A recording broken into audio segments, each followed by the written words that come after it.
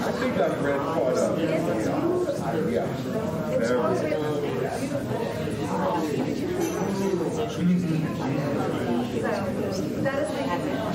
Yes, and I think for me, I just think that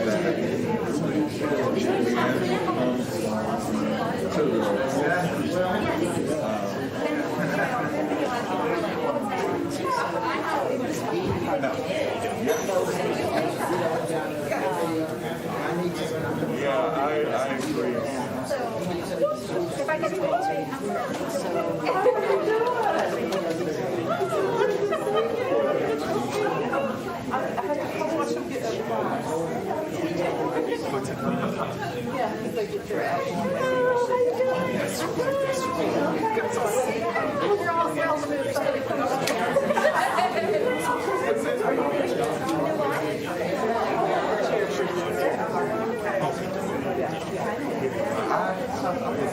I said I can't wait to see it. And congratulations on your reaction.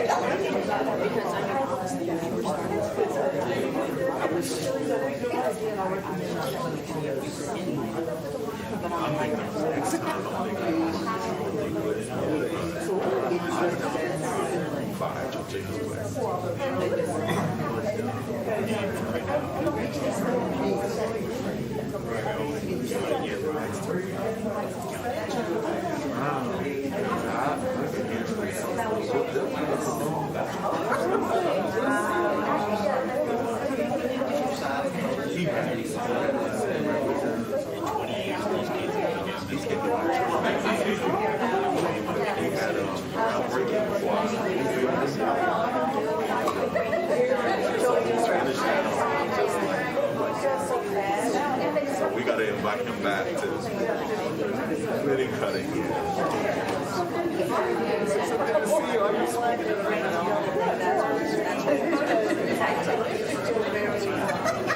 Look, you're our cheering squad.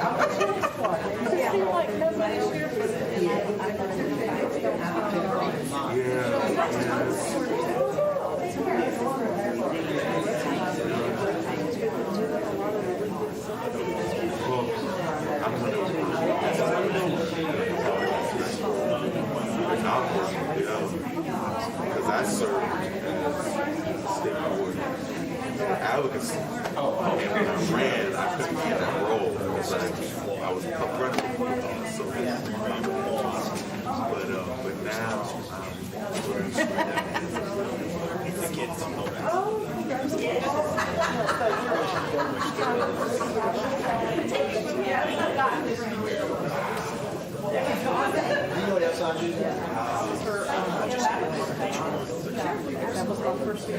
it's a small world.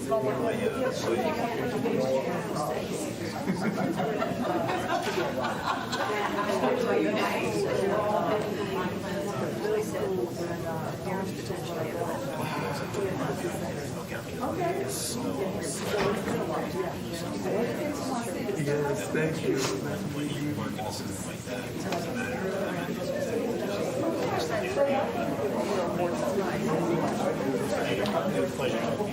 absolutely, thank you.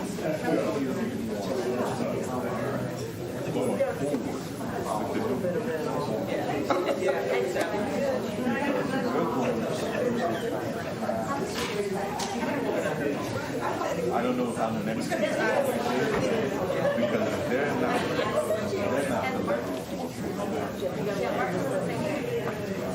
that would be next effect.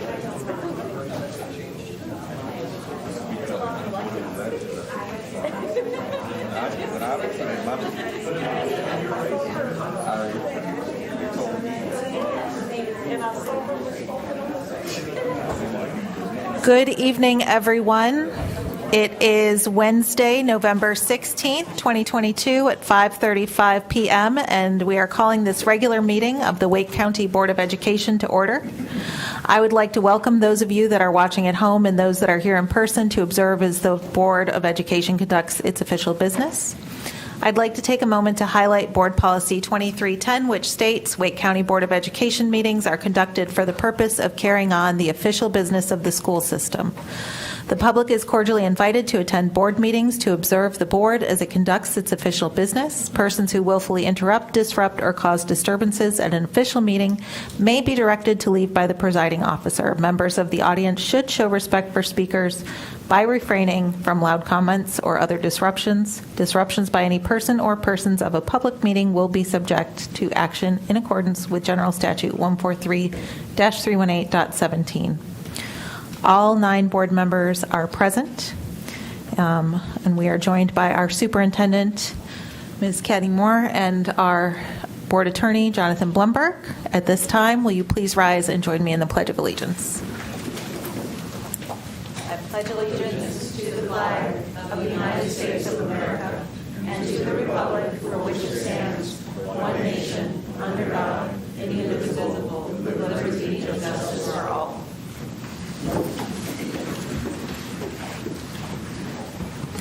At this time, I will turn things over to our superintendent for her comments. Good evening, Chair Mahaffey and board members. Our district is home to thriving arts programs, and I'd like to begin this evening by noting a few recent awards and accomplishments. First, congratulations are in order for several educators who were recognized recently at the North Carolina Music Educators Association Conference. Brad Benson, a chorus teacher at Panther Creek High, was named High School Choral Section Teacher of the Year. Charles Patton, an assistant principal at Millbrook High School, was named Administrator of the Year. And Avery Payne, Millbrook High's band director, received the Ed Rooker Award from the North Carolina chapter of the American School Band Directors Association. Millbrook High School was also awarded a Save the Music grant from the VH1 network last year. And VH1 executives paid Millbrook a visit earlier this month to tour the school's music technology studio and listen to music produced by students with the support of their teacher, Chris Hathcock. And at East Millbrook Magnet Middle, Bog Moulton of National Pawn and Jewelry resumed his tradition of donating musical instruments to local schools after a 3-year hiatus due to the pandemic. Moulton donated more than 100 instruments and a check for $2,000. He and the school's band director, Francisco Iris, also shared stories about how joining the band changed their lives despite coming from modest means. Indeed, we know that arts education changes lives and enhances student growth and development in a myriad of ways. I'm grateful for the many ways the community supports our outstanding arts educators and students. In addition to being a home for the arts, WCPSS is also home to great innovation, and several of our students recently have been recognized with monetary awards for 2 impressive projects. Elizabeth Shen of Davis Drive Middle won the $10,000 Marconi Samueli Award from Broadcom Masters, the nation's premier STEM competition for middle school students. Elizabeth designed a system for better managing the wear on a computer's memory. The award committee wrote that Elizabeth demonstrates both vision and promise as an innovator. At Enloe Magnet High School, a student team became one of only 10 teams nationally to win a $7,500 grant from the Lemelson MIT program to fund a healthcare innovation project. The team will now work with advisors from Lemelson MIT to bring their innovative idea to life, designing a low-cost, easy-to-use product that can screen patients in developing nations for signs of cervical diseases.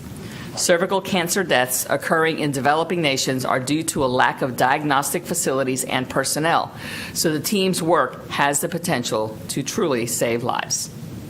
The NLO team members are Samantha Kamineni, Esther Gim, Nandini Kanti, Ishita Bafna, Anisha Roy, and Shaylin Fafaria, under the leadership of health science teacher Georgette Kelly. These students are showing that amazing things are possible when they apply their 4C skills of critical thinking, creativity, collaboration, and communication to real-world problems. Congratulations to all. I look forward to seeing what the future holds for these projects and students. Congratulations are also in order for Allison Reed, Senior Director of Digital Learning and Libraries, who has been named an EdTech All-Star by ClassLink and RTM at the national level. This recognition is given to select leaders in the industry who have demonstrated superlative care and dedication to helping educators improve learner outcomes. She has served at our district in a variety of capacities since 1996, including as a theater teacher, an English teacher, a coordinating teacher. She was named WCPSS Teacher of the Year in 2014. She has been in her current position for 3 years. Ms. Reed says, "I love what I do for our schools, our students, and our staff, so to be recognized for that work is an added bonus. I am grateful for the opportunities to lead, share, and grow alongside amazing colleagues." Marlo Gaddis, our Chief Technology Officer and a former EdTech All-Star herself, presented Ms. Reed with the award at a recent conference. The work of our technology services team has never been more critical, so it is encouraging that it is being led by nationally recognized professionals. Lastly, I would like to thank the Wake County voters for their overwhelming support of the $530.7 million school bond that will address critical safety needs and maintenance needs in buildings across the district.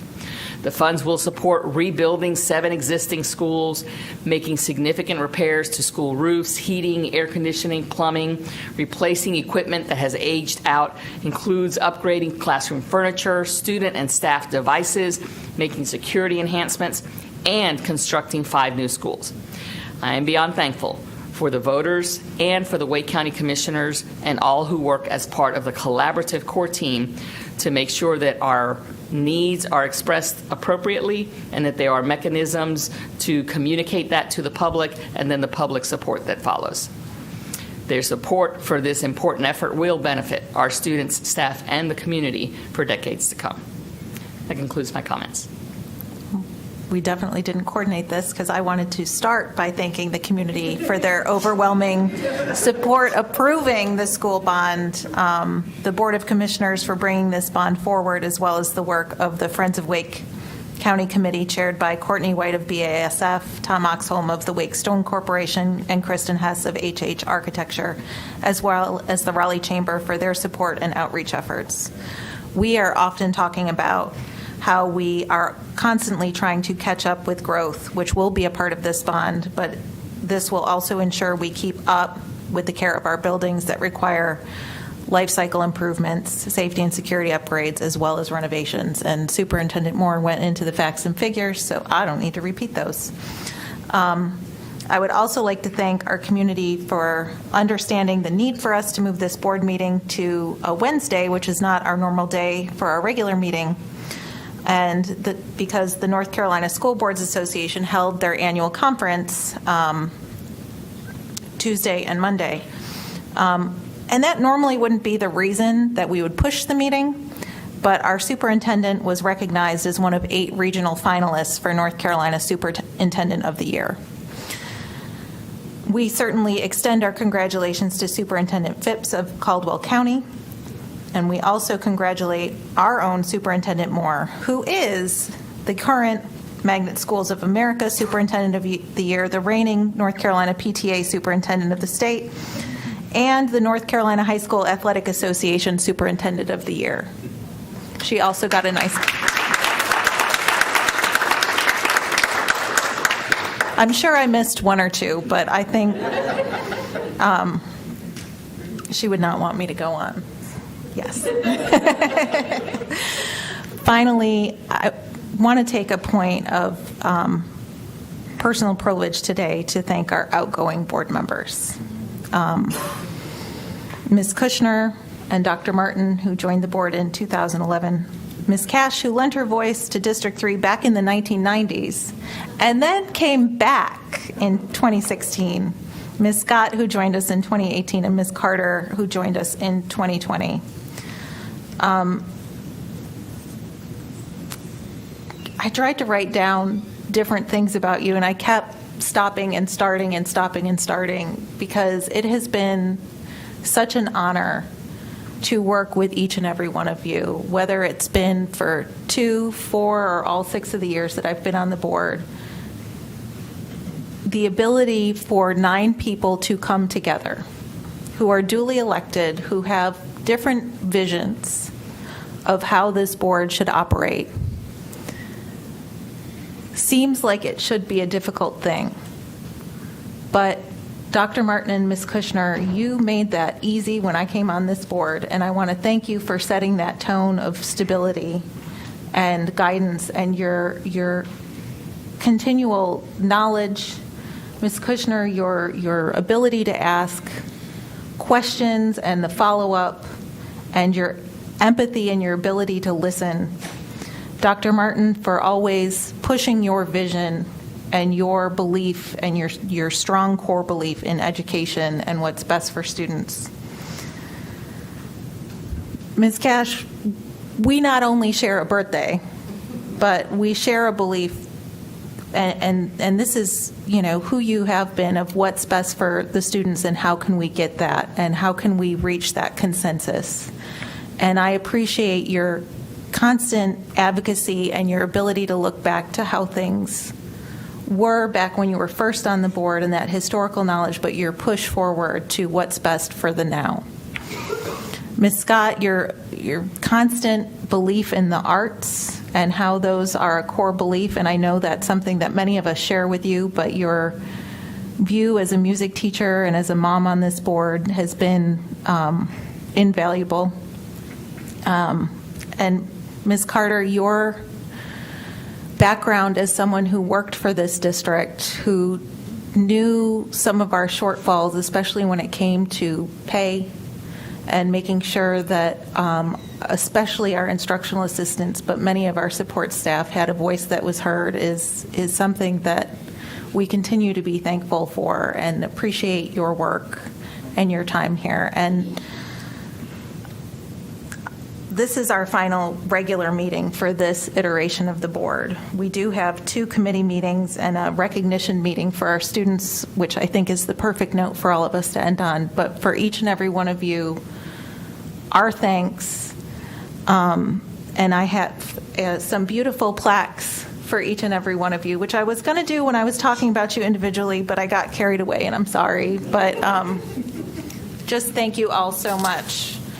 Ms. Kushner, and I believe they all say, presented with sincere appreciation for your leadership, commitment, and dedication to the Wake County Board of Education. Why don't I even try to find words? This is perfect. So Ms. Kushner, December 2011 to December 2022.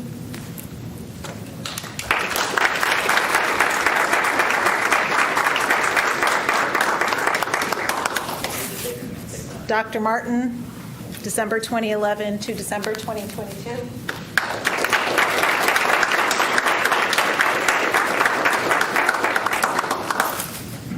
Well, presumably, Ms. Cash, you already have one of these from your first time on the board. So we're not dating you. We're just saying 2016 to December 2022.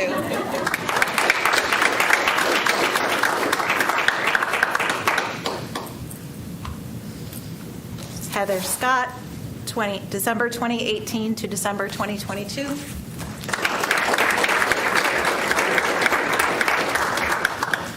And Karen Carter, December 2020 to December 2022.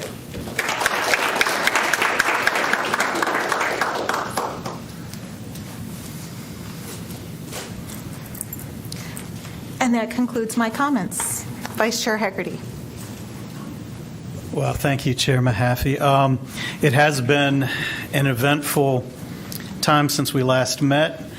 We have been through the democratic process and another election. Superintendent Moore and Chair Mahaffey both commented on the bonds, and we are very thankful for their passage and thank everyone for their advocacy and all their work in the community. At this time, we'll be saying goodbye to some board members. We'll be welcoming some more back.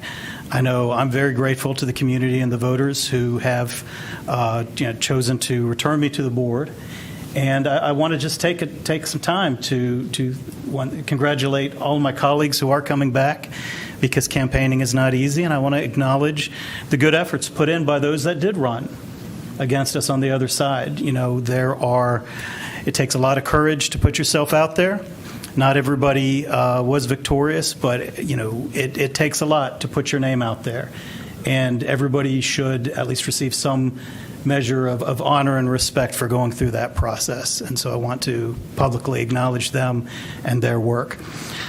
So we also had our State School Board Association meeting this previous week. Some of you were able to join us. We had a lot of work on a lot of important topics. We talked about a few different things: the portrait of a graduate work that NCDPI is doing, looking at what sort of qualifications we want to see in our future graduates. And for those of you who haven't seen it, it was very encouraging to see a lot of their focus is the same focus that we put forward as we were looking at our new strategic plan. And I think a lot of the work that we'll be doing will be very much there'll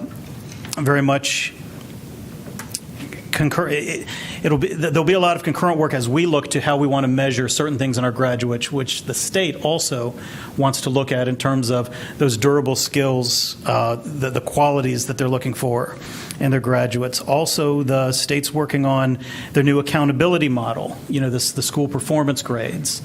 And I hear some groans, but there was a lot of work that was put into that, a lot of talk about accountability and a lot of the things that they want to look at. If you are groaning, know that there is a chance for input.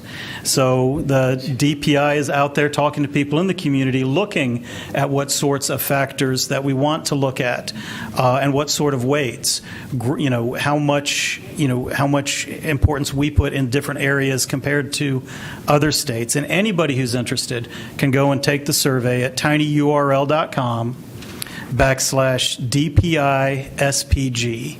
It's Department of Public Instruction School Performance Grade. And I just encourage everyone who's interested in giving their feedback to access the survey in the next few days, the next week or so, and look at the work that's been done and provide whatever comments you feel are appropriate. And then finally, the high-dosage tutoring that we've talked about so much. It was great to hear that this is something that's really being advocated for. Everyone from Governor Cooper to Superintendent Truitt. Superintendent Truitt had lots of positive things to say about it. We got to see several models, several implementation plans for it, and really look at the benefits that can be provided for our students going forward as we look to recover from the time lost during the pandemic. So it is time to we've given the plaques, and I think all of us will have some comments about some of our colleagues who've served up here with us on the board. I know that I can't turn over the mic without saying goodbye to kind of my seatmate when I came in, Heather Scott. Heather, who's been kind of the heart, the conscience, whose genuine empathy and care for our students is just so real and palpable, and it just adds so much to all of our meetings. I will tell you that sometimes I've worried about you caring too much and taking too much of it home, but that real love and concern is very, very genuine, and we really appreciate that contribution to the board. Dr. Martin, I will say that your advocacy for important work from the chair was incredible. Your focus on process, the retreats we had, the deep dives into very difficult issues are something that I haven't experienced since we've been on the board. And the recognition of our history and its importance as we go forward has been an incredible contribution. And again, working with you on the facilities committee this year, I really think that we revolutionized the way we've done the committee work. And I think we've heard from all members of the board how functional and productive that committee was, how educational it was for members of the board, for the public. It was incredibly well run. And so I want to just commend you and congratulate you on your professionalism and all of your contributions during your entire tenure, not just in the years that I've been here. Christine, I'm going to call you Christine and not Miss Kushner because fighters are called by their first names. You've been a fighter since I've known you, since you first ran for the board. You know, I've always looked up to you. I just, when I came on the board and I was looking around kind of lost for what to do, I'd always look and kind of try to see where you were going and what your lead was. And I know you're going to continue to do great things, whatever you decide to do once you leave the board. And we're really going to miss you. You know, I can't say goodbye to Roxy because I've known Roxy since 1991, and I'm going to continue to work with Roxy. I already have a new role picked out for you that I'll talk to you about after the board meeting. So you will continue to see Ms. Cash in one fashion or another. You know, again, thank you for your advocacy, for your strong support over the years for our magnet program, for AIG students, for all kids, for your work, you know, addressing those kids that are, you know, on the margins, the ones that, again, you've talked about that risk going unseen, and how we protect them from bullying and harassment. Again, your care and your dedication are just a real asset to the board, and you know those are going to be, you know, very, very hard shoes to fill. And I'm going to find some ways to keep looping you back in.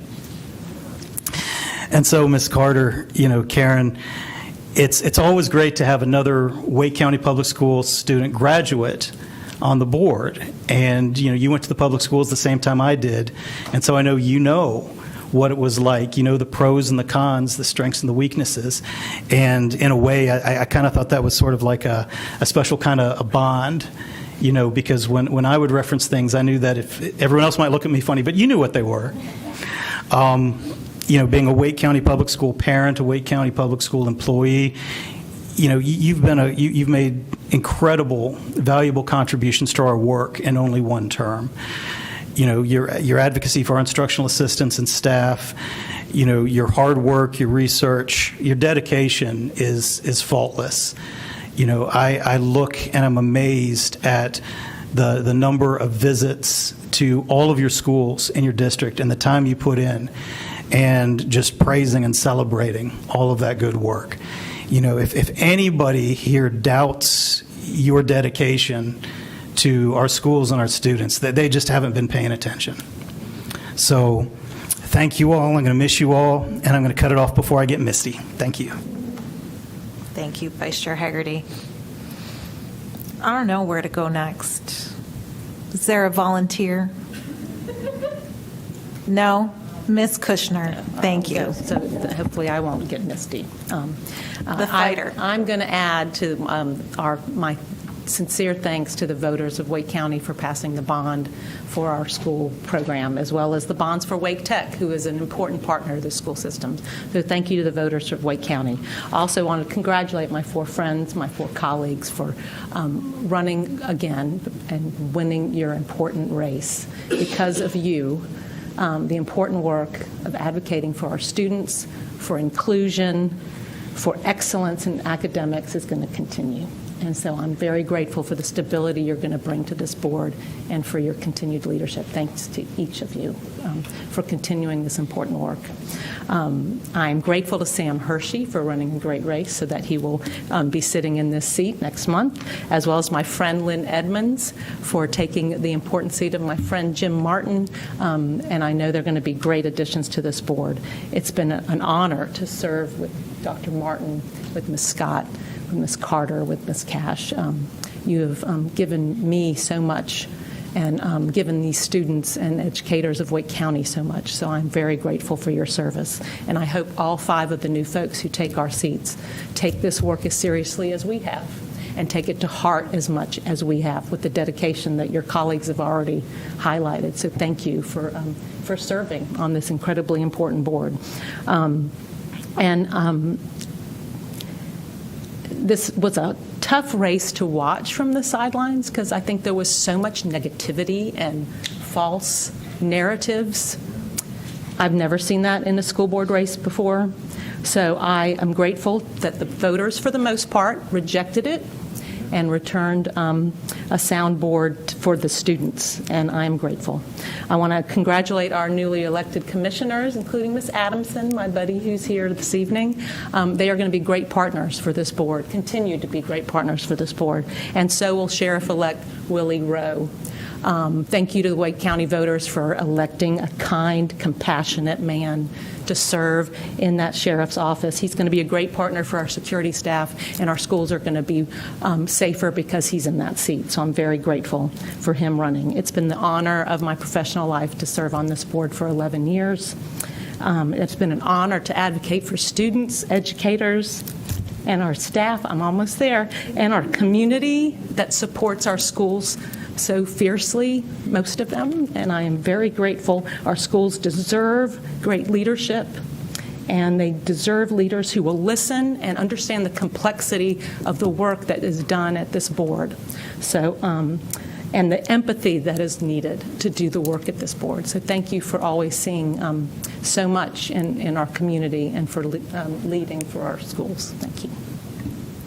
Thank you, Ms. Kushner, and thank you for recognizing Commissioner Adamson. I got emotional, and I'm sorry.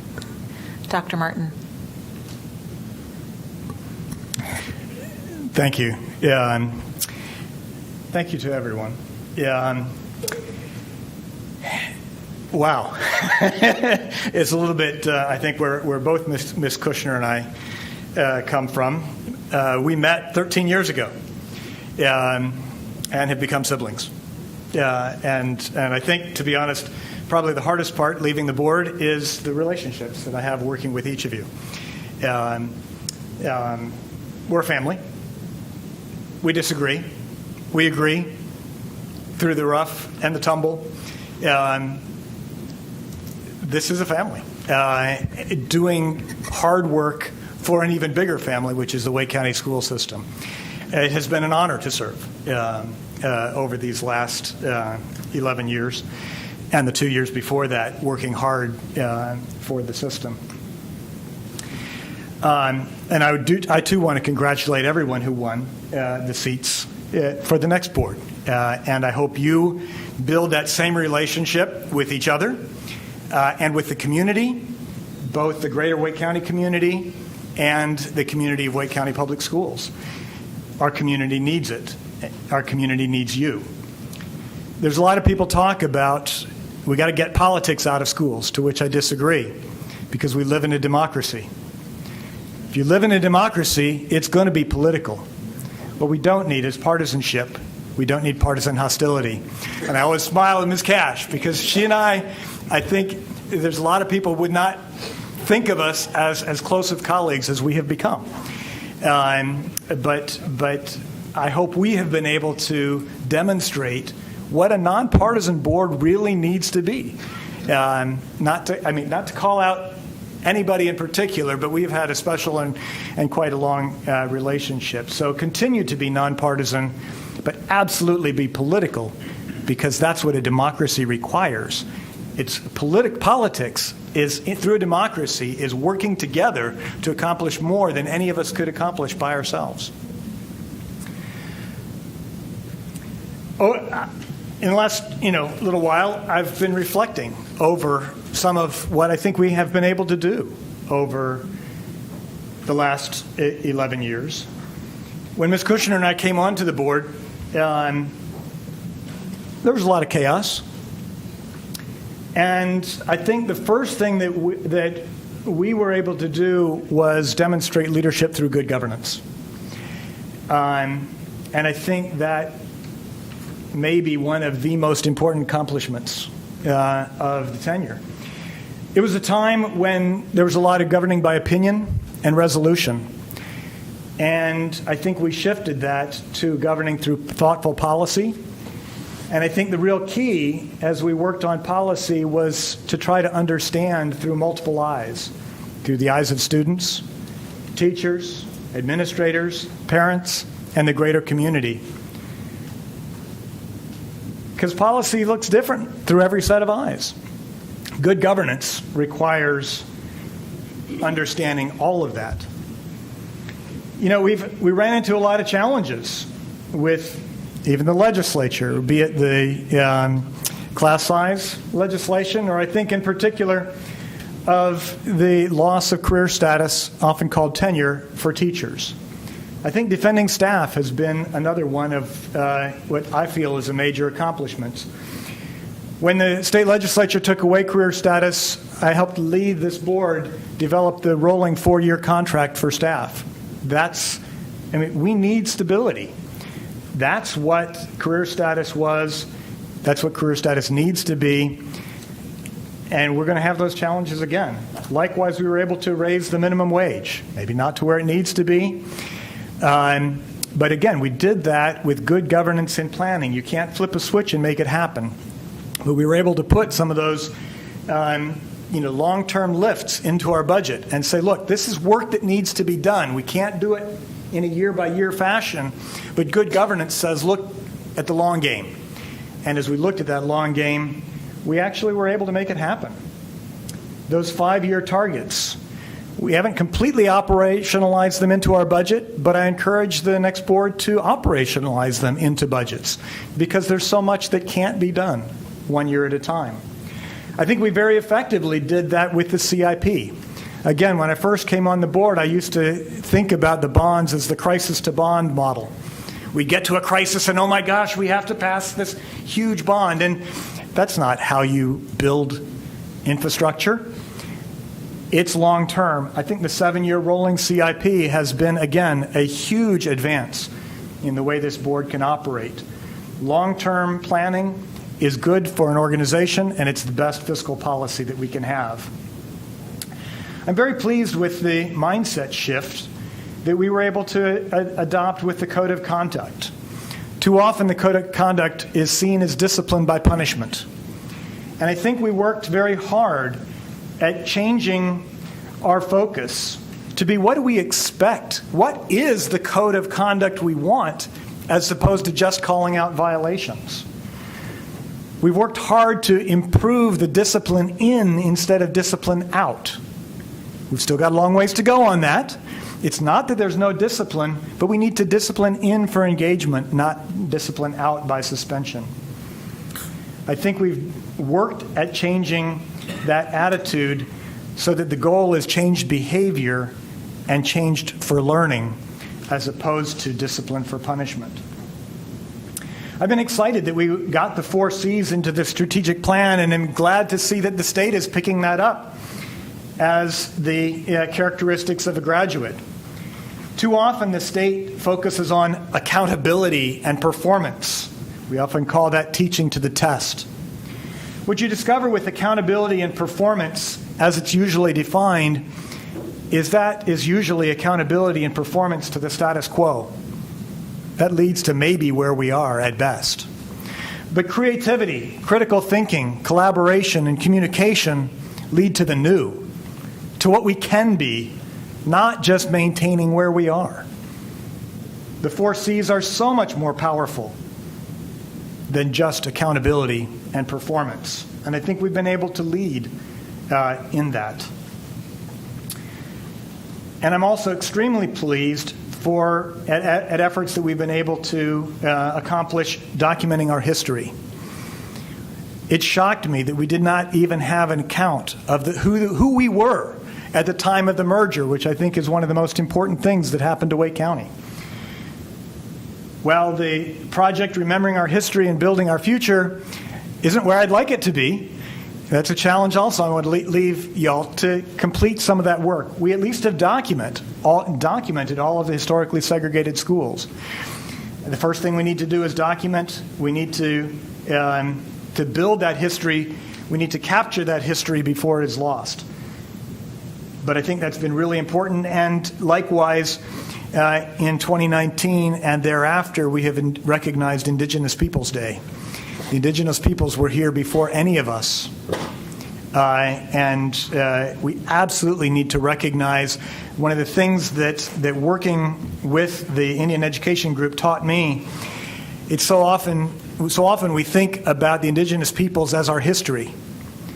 but they so clearly said, we are. Not just we were, but we are. I'm very pleased with that recognition. A lot's happened over these last 11 years. But I'd be remiss to say, to not also reflect on some of the challenges that I see ahead that those of you who are remaining and the new board members will need to take up. My deepest pain is that I leave the board the Wake County school system, more segregated school system than it was when I joined. We are more segregated racially. We are segregated more economically than we were. There's lots of factors that go into that.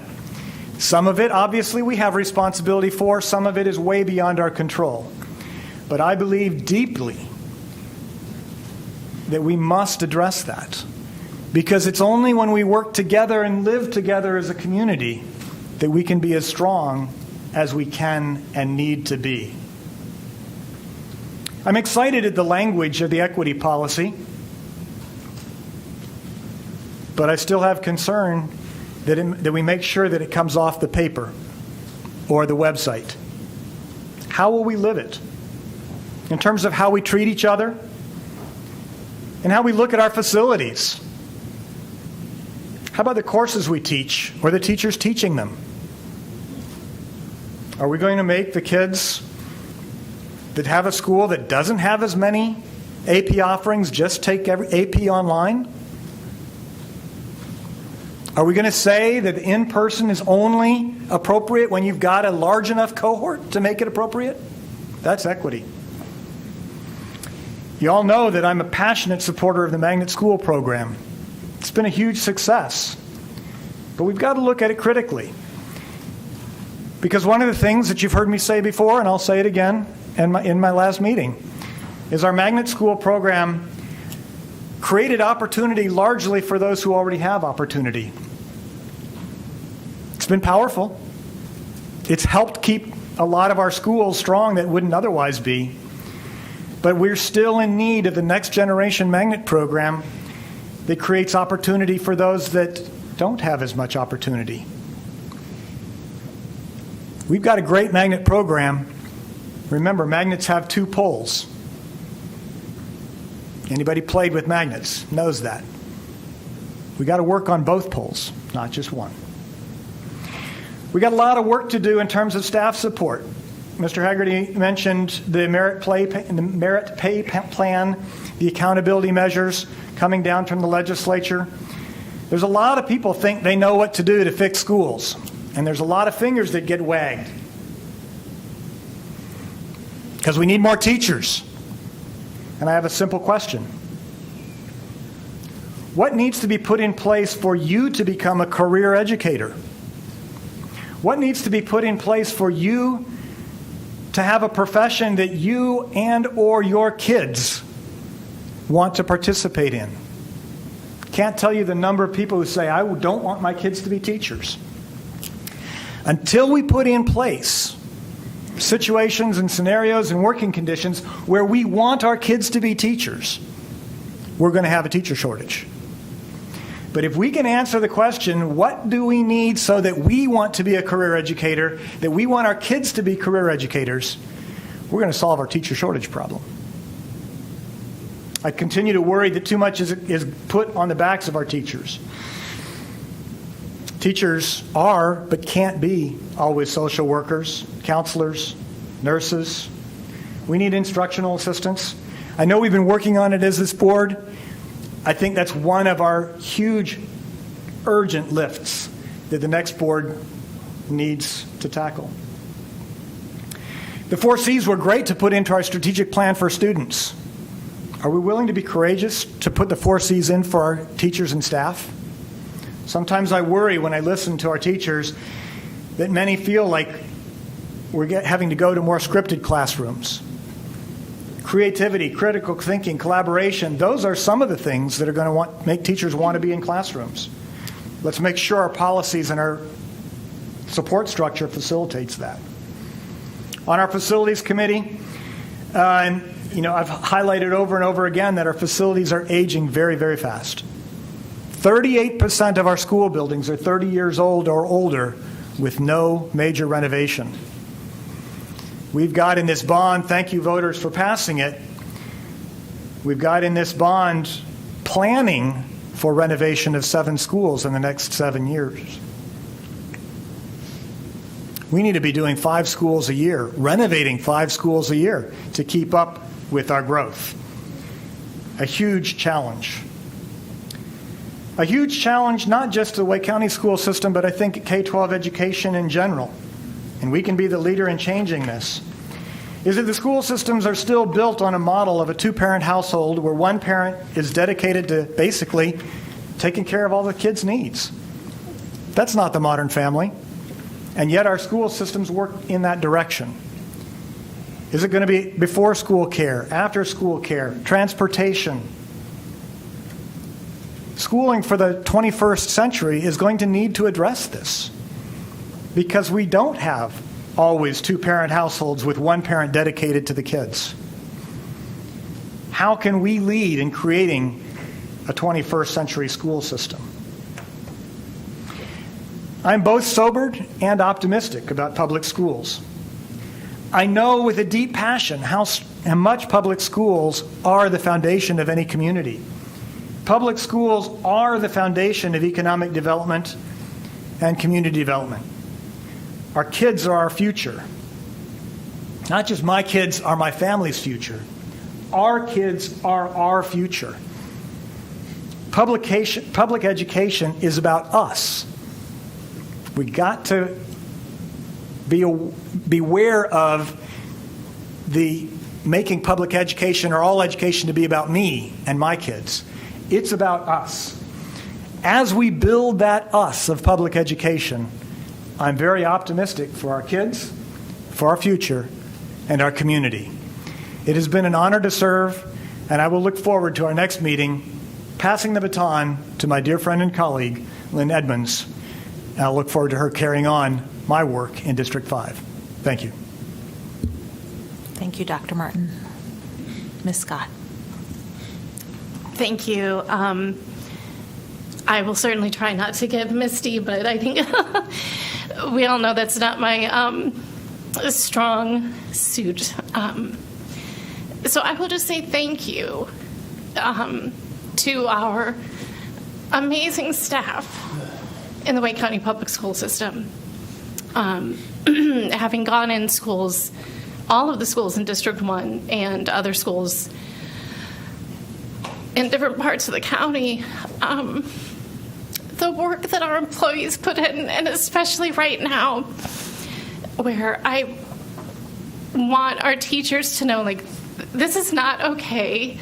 Like, it has to get better, and it will get better, and just to acknowledge that what you're going through right now as educators without subs, with covering other classes, bus routes being put on hold temporarily while we try to find drivers. I mean, it is rough, but please know that it's not okay, and it has to get better. I know that the majority of our new board is going to do everything they can to make sure that we continue to improve the working conditions for you, because you serve our kiddos.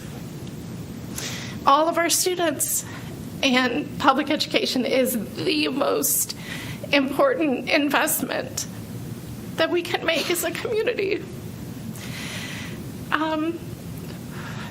So thank you so much to the voters 2 times for trusting me to advocate for Eastern Wake and Northeastern Wake. It's been an honor. I'm so sorry. I wish I were better at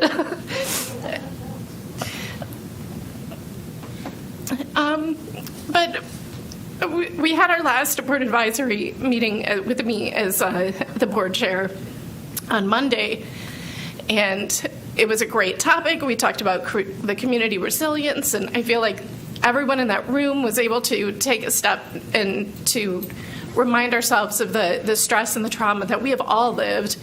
And especially our principals continue to just take one thing after the other, and they do it with such grace. I'm so thankful for their leadership in our schools. And it was just a lesson in the relationships and the importance of building relationships and getting to know and see over these last 4 years the commitment from every employee, from someone who works in CNS to an administrative assistant in human resources, to our superintendent, to our board attorney, to our board administrator. Thank you for doing the most important work in serving public education. Thank you. Thank you, Ms. Scott. Ms. Waters. Well, I don't know if I have words after you said it out. It's a little contagious, the caring spirit that you have. So I appreciate you so much, Ms. Scott, for having such a big heart. So don't apologize for who you are. It has made the world better. So such an honor to serve with you and all of you on the board. I'm so grateful that you took a chance on an unknown person and gave me the opportunity to serve in this capacity. And so you all are so dear to me and so special to me. And there are so many things that I could say about each of you, and I'll take just a moment to highlight some of the great things that I had a chance to encounter with you. Ms. Carter, it's been a joy sitting next to you over the last few months, and your feverish note-taking and your compassion and your desire to make sure you advocate for everyone is so apparent. And I will miss all the great stories of your school visits, the plays, the shows, the musical events, everything that you did to support your school communities is so admirable. And Ms. Cash, such a lover of our schools, all of our schools, whether they're in your district or another district, you care about all of our schools. And I recently needed some help at Wilburn Elementary to read to some first graders, and you didn't think twice, and you showed up and you read, yes, and they loved you too. And so thank you for always advocating for every school, for every student. I'm really going to miss serving with you. And Ms. Kushner, you are just brilliant, and I love smart women, and you are brilliant and compassionate and bold, and I think that's a great combination. And Dr. Martin, wow, I wish my brain processed like you do. You think of so many things that I would have missed, and you have challenged me to think about the world in a different way and to be able to really speak up and to advocate for those who don't always have the voice. And for those who are returning, Ms. Johnson-Hostler, you have been a great mentor and a great friend, and I've asked you a million questions and you've never once shied away from answering those. And Vice Chair Haggerty, I think you are just such a voice of wisdom and thoughtfulness and compassion, and I'm looking forward to serving with you some more. And my forever chair, Lindsay Mahaffey, and I'll say to those who are returning, in the midst of their own campaigns, and especially Chair Mahaffey, was so compassionate and so helpful to me in the midst of their own campaigns to make sure that I was successful. And so it'll be an honor to continue to serve in District 4 and to give voice to the needs of our students. I moved to this district from a rural community when I was 11 years old, and this district changed my life. Many of you probably know I was an employee of the district when I was a senior at Millbrook High School, and I have been remiss in visiting my old boss, Chris Brown, who hired me and who poured into me as a young child, and I sit here before you, a product of the Wake County Public School System, and so grateful to be able to serve with you all. You all are incredible, and so thank you for your service. And I hope, as Dr. Martin said, that the family connection will continue, and we'll continue to build our relationships and support our schools in this important way. So thank you, thank you, thank you. Ms. Carter. Thank you. And I'd like to start out by just congratulating everyone who won their elections, and thank all of my fellow board members. I know we've not so much with you, Ms. Waters, but with others. I'm singling this out for a reason. Let me finish my thing, because this part doesn't really apply as much to you, but we, others on the board, have had a lot of disagreements, per se, a lot. And I know when I came here, I was the only new one coming in, and to be honest, it didn't feel that welcoming, and we had a lot of disagreements, but I didn't feel it was hate, and I think that's a difference. Sometimes I didn't feel welcomed, and there's been changes on the board since then that kind of address that. Just saying. Just going to be honest. And so, but the ability to still listen to one another and hear each other out, even when we didn't see eye to eye. And that's why I said this part, really, because it was a lot of things in the beginning. I felt like, that really was over and over again. But I appreciate that, and I think that to me, is an important part of not just the school board, but any governing body, to have the ability to have totally different opinions and somehow find a way to figure out the common ground, and a way to work together so that it's not so divisive. And I guess that's the best way I can put it. So I thank you for all that, and even you, but that's why I had that. That's why I said, give me a moment, let me finish that thought. And I also wanted to thank Miss Allen, because she, when I came on, especially, it was so helpful, and it's always keeping us all kind of going and knowing what we're supposed to be doing and when, where, and what. So I appreciate everything, and there's so much more than that, but truly appreciate that. And I want to thank all the parents, grandparents, community members, students, staff members, anyone that took the time to send me an email. Some of you have sent many emails, and I appreciate all of that.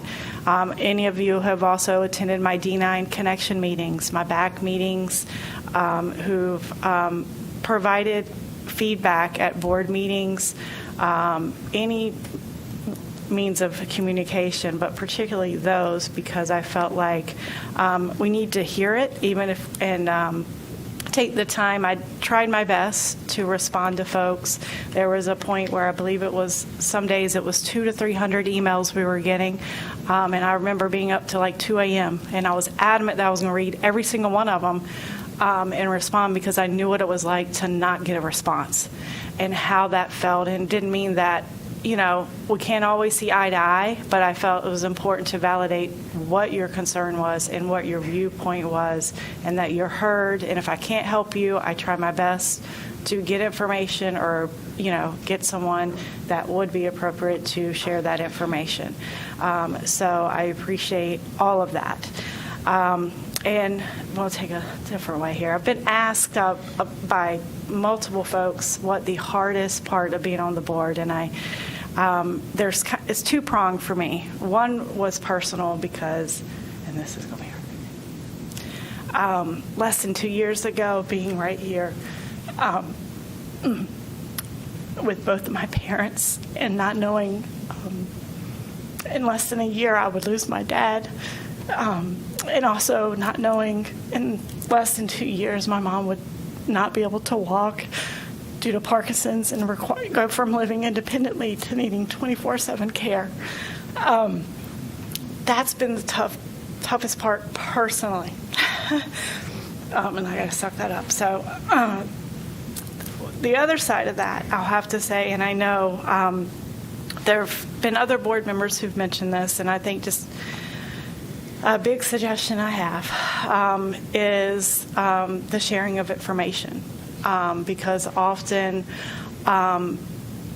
there's been requests for information from board members, whether it be in writing or at meetings, or questions have been asked and answers have not been provided. And I think that was a really difficult part for me, because I understood it on the outside, what it was like, feeling like I couldn't get information. And even being at the table sometimes, it felt like it was very difficult to get information. And that makes it hard to be able to make the most informed decision possible. So I think that is something that could be helpful to be looked at as the continuing folks who got reelected are here, and then with the new members coming in, because it's vital that we have information and timely information. And I do want to really give a special shout out to Mr. Carosa and his team, because that is the one team, and even when Ms. Pulliam, you've joined since, but I felt like consistently that was the one team where I could receive information and actually proactive a lot of times and being reached out to. So I do want to say that, because I want to praise and thank that team for that, because it's so important. And kind of the information piece is what led me to writing a blog. I've done that every week since I've been on the board. And because oftentimes it's like, well, I can't find this. What did y'all talk about here? Or where is this? And then you try to walk through. I know, Ms. Scott, you have tried several times to explain here on the board, if you want this, you go here and you click there and you click there. Well, I know what it's like trying to try to figure all this out, sometimes 2 jobs or 3, and still try to follow what's going on. And so that's why I did my blog. It'll still be up even after I'm gone if there's stuff you've needed.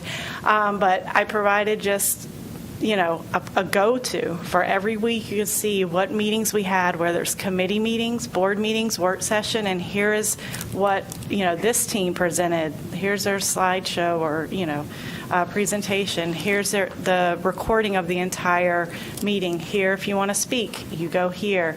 And I hope folks find that helpful. I've heard it's been helpful, but that was the reasoning, because I feel like that really helps our community and even our staff have easier access to information. And one thing I did, got a little bit of a pushback for, not from the board member, but from part of my community about my board advisory council. And something I felt coming onto this board was trying to make it more inclusive. And often, I heard, well, the PTA advocacy chair is your board rep. That's not what our policy says, and I tried to be kind about that. And I really tried to get folks that we might not hear from, because there are members, many members of our school community that are not connected to PTAs for whatever reason there may be, or they could have been, now they're not.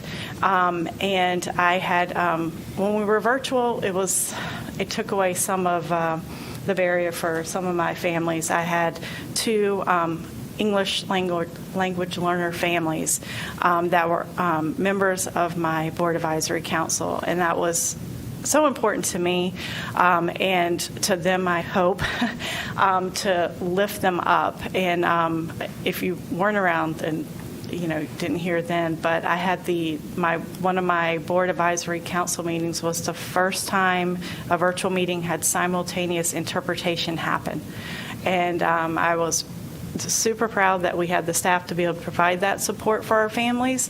And the kind of downside of going from the virtual to in-person, it made it very difficult for those families to continue. And that's something I really would like. I really look at ways to make that to make it more accessible, because I feel like they really deserve to have a seat on our backs and to be active. And the other area I want to talk about was, some have already mentioned it, but was the work that was done on pay, and particularly for me, I know y'all know, special ed IA. I came in making around $11 an hour and working in a self-contained classroom. When I left to come to the board at year 9, I was at 13 something an hour. I guess I understood from what it was like trying to survive off of that, and knowing how many of those whether you call them non-certified or classified, whatever you want to call that group of staff, but how many of them felt invisible and like they were not a valued part of our school community. And yes, pay is connected to that, whether it was our bus safety assistants, our clerical workers, our instructional assistant, braillists, data managers, which the past few years I can't even imagine, our secretaries, there's just our custodians, our CNS workers, bus drivers, all of them are just so important. And I hope the work has continued to be done, because there's been great work done on their salaries, but more that, in my opinion, needs to be done. And when we passed that last round of salaries, I was kind of showing folks the difference. If I would have still been in the school system, what that would have meant to my life. And it was, to me, life altering. I mean, I could not believe the difference if at the same level I was at. And I hope that it has helped some folks. And I know we need to do more. Well, I'm not hearing more, but just please know you're valued. And to our certified staff, our APs, our principals, our teachers, everyone that falls under that category, there's much work on your end as well that needs to be done. There's just a lot I could go on about that, but if other folks that make statements, had to do the things that that staff has to do, and then at this time to throw in a new tool and something else to use to be able to consider how well you're doing your job, to me, isn't the way we need to be going right now. So thank you, though, for staying and supporting our kids.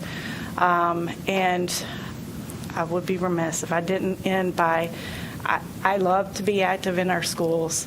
And I'll be honest, that's the part that I will miss the most. Sorry. But that is the most part I will miss, whether it was beautification days, trimming bushes, moving mulch, pulling weeds, or I tried to list just about everything I could think of I've done. Volleyball, swim meets, soccer matches or soccer games, tennis matches, football, softball. I got my list here, hold on. Oh, and then I got to go to the arts. Cheerleading competitions, band competitions, homecoming parades. In middle school and high school athletics, let me clarify too, not just the high school. And all of the fall plays and the musicals, and y'all know I'm going to say it, the improv night at Cary High. And if you have never been, you need to check it out. They will start soon. Okay, I'll leave all that. And dance shows, I'm trying to see, orchestra concerts, band concerts, choral concerts, athletic signing events. And those things don't happen just because our students want to do them. Our staff take on extra roles, take on many extra hours to make those things happen. And our families and our communities come behind these students and support these programs, whether it's volunteering your time, your money, donating goods to make these things happen. I cannot thank you enough, just because I've seen firsthand how athletics and arts can not only, change the trajectory of a student. They can keep them connected academically, but they can literally keep a kid want to live. I'm just going to be blunt. And I don't think there's anything, to me, more important than looking out for our students and their well-being and doing whatever we can to help them thrive academically. But it's not just about math science, social studies is so much more than that. And I'll, probably just keep on and on about the arts and athletics, but please, please, please support these students. Even if you don't have a kid in our system, just get connected to a school, go to their website. It's economical to go. There's, not very pricey. And just being there. I mean, I've been at ones and people are like, oh, well, who's your kid? Because they don't know who I am, which I think is great.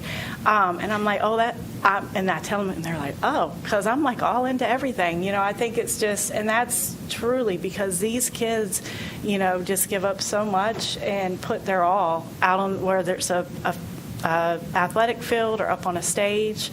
And I thank everyone for supporting these, and I thank the kids for continuing to try because it's been tough, and there's no worry around that. So I thank everyone, and it's been an honor to serve, and I thank you.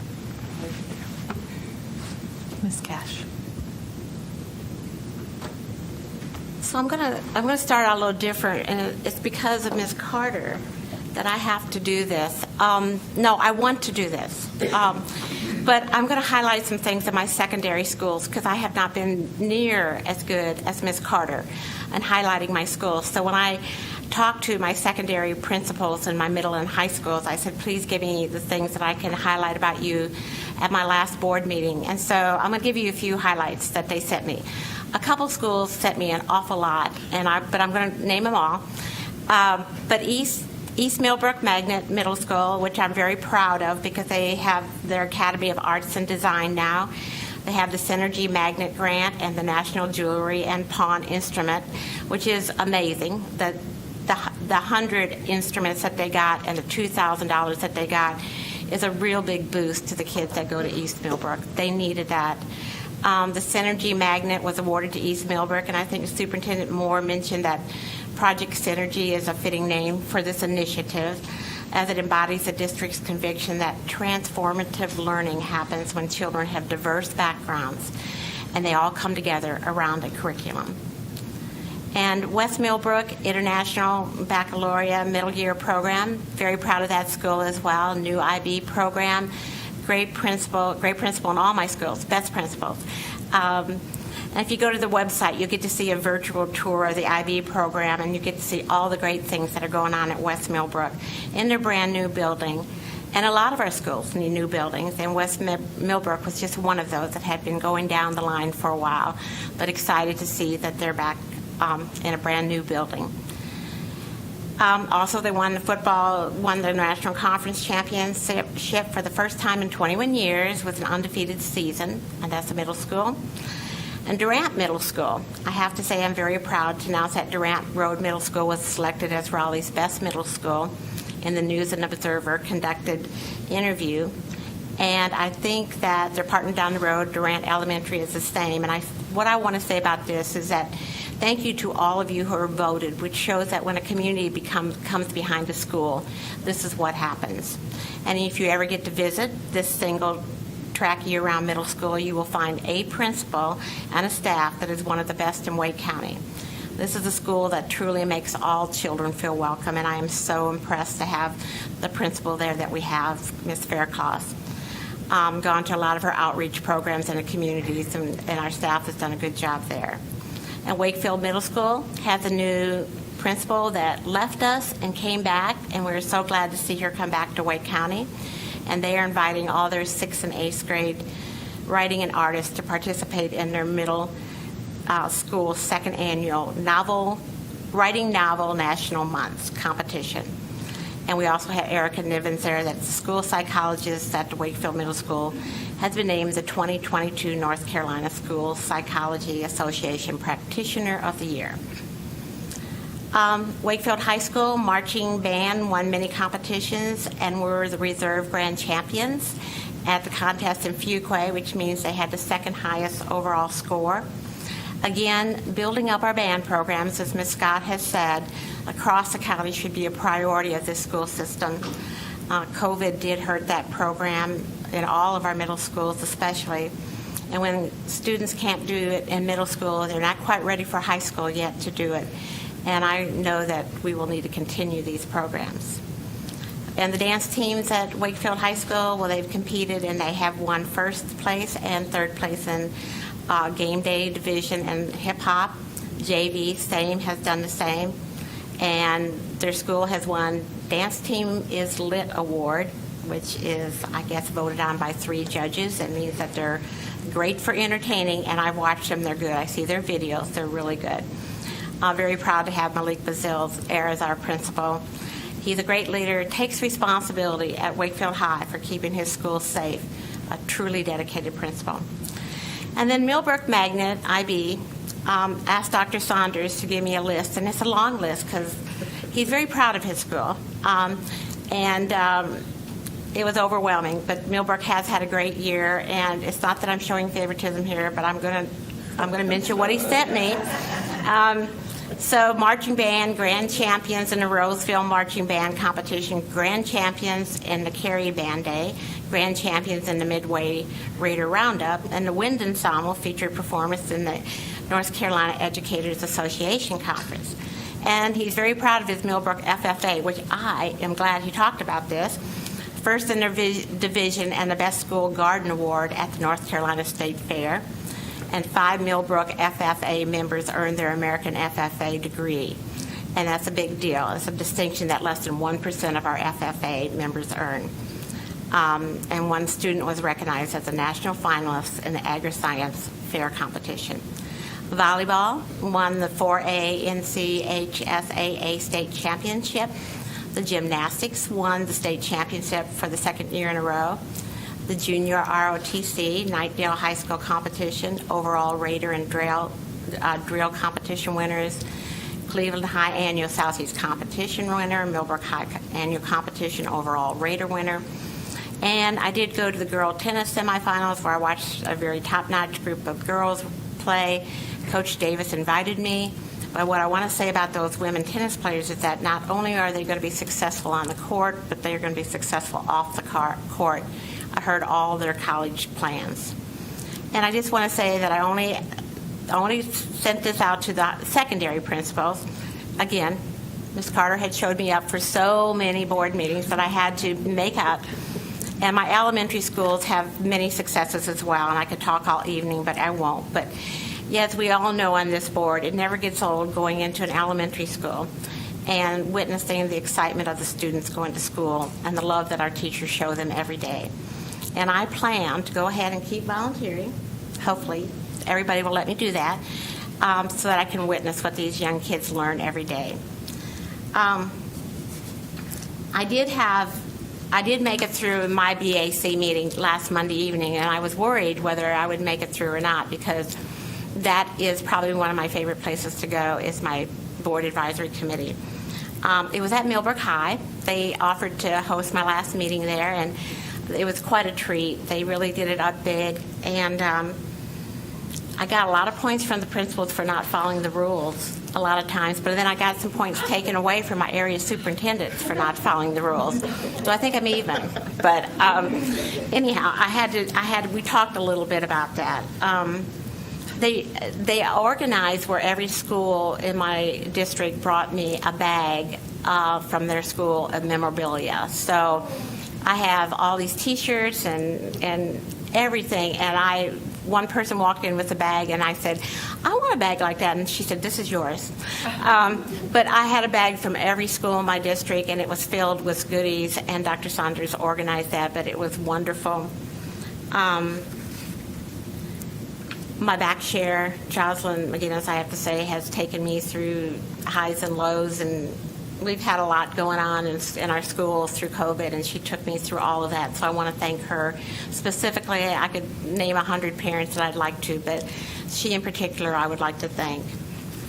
I think the one thing, as I talked about that night, was what I'm going to miss the most, and what I love the most, being on the school board, is building relationships with people. And I love the people that I work with. I love the principals, the PTA, the back reps, and it was just fun. It's actually was fun for me to open up my email.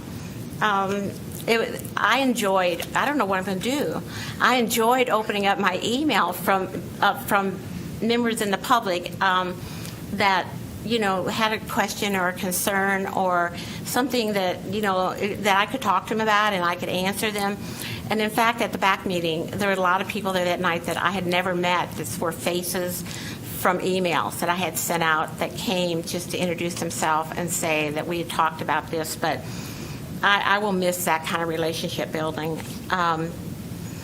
I will miss visiting at principals, but I think I get to still visit the principals in the school. In fact, I think I get to do that even more so now. So I'm going to continue to go to this. I always look at you, Kathy, more to see if I do. I'm looking at you. And I know that the COVID stopped that for a while, and I missed that a lot when we weren't getting to go to the schools. And as Dr. Martin mentioned, I came back to the board in 2016 for some very specific reasons, which we didn't really get to deal with. A lot of it had to do with the things we had started in the 90s, or not started, but kept up, the Magnet program, the diversity, a lot of the things that had kind of gone to the side during some different times of the board. But although we didn't get to do that necessarily, but I know this board moving forward is going to address a lot of those things, and I have great faith in all of you to do that. I did witness some new buildings going up in District 3, some new renovations, but I also witnessed a lot of great principals coming and going, but a lot of them coming into our system. And I watched them during the COVID tracing, which I just felt so bad during that time that we were doing so much of the health department work in our schools. And although we tried not to do all of it, our administrators were amazing during COVID, and I can't thank them enough for what they did. Of course, I lost a couple of my really good friends, and I know they were friends of yours. In those just 6 short years, we lost Kathy Hardenstein, one of our fellow board members, and I know some of the board members here lost someone previous to that on the board. So missing her, that doesn't seem like that long ago. Losing Dana King at Millbrook High School. So in those 6 years, you lose some very important people that you had strong relationships with, and that was a lot of what I remembered. So I think it's really important that when you're on the Board of Education or in anything you do, that you live in the moment. I think that's why I liked watching student teachers connect, and I loved watching the PTAs raise money with their fundraisers that they did, and just be in the moment with the people that you have around you. I think that this board worked really well together. I had an opportunity in the 90s to be on a truly nonpartisan board, but today we face different challenges, and we all come from different areas, and the national politics play a big role. And Dr. Martin, you said it really well. Politics is here, but we need to keep it nonpartisan. And I think we sometimes would disagree on some things, and sometimes we'd agree on some things, but I felt like we always worked really hard to listen and to talk and to compromise when we could.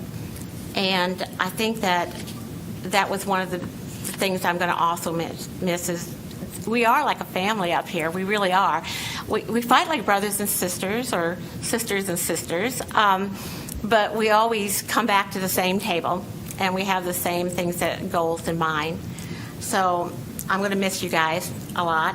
I'd talk about all of you, but Jonathan, I'm going to miss you.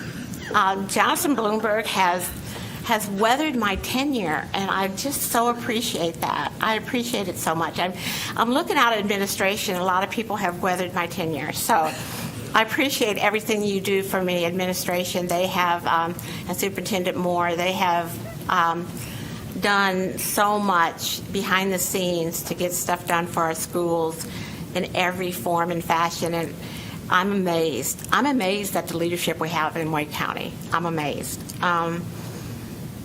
I want to thank, of course, Melissa Allen for, there's nobody that she had to keep better track of than me. My kids thank you for getting me to locations and home again. And I really appreciate you. You did a good job. And I feel like we all worked well together. Vicki Adamson, thank you for being here. Our relationship with the county commissioners has been great, and we couldn't do that without good leaders on the county commission board, so thank you for what you do. I want to keep reminding the board, and Ms. Johnson-Hostler is she sits right beside me and has to totally tone me down, and I love that about her. She's really good for me to have right beside me, and I appreciate that. And I'm going to miss having you, but I will see you at the Millbrook game. And one of the things is I do hope that this future board, and Tara, I'm glad you're here with us now, and I'm so excited that everybody got reelected. I do hope that the future board continues to work on the bullying things that our school is going through, and with social media, we know that it's up to us, but it's up to the parents, it's up to everybody in the community to help our kids feel well. I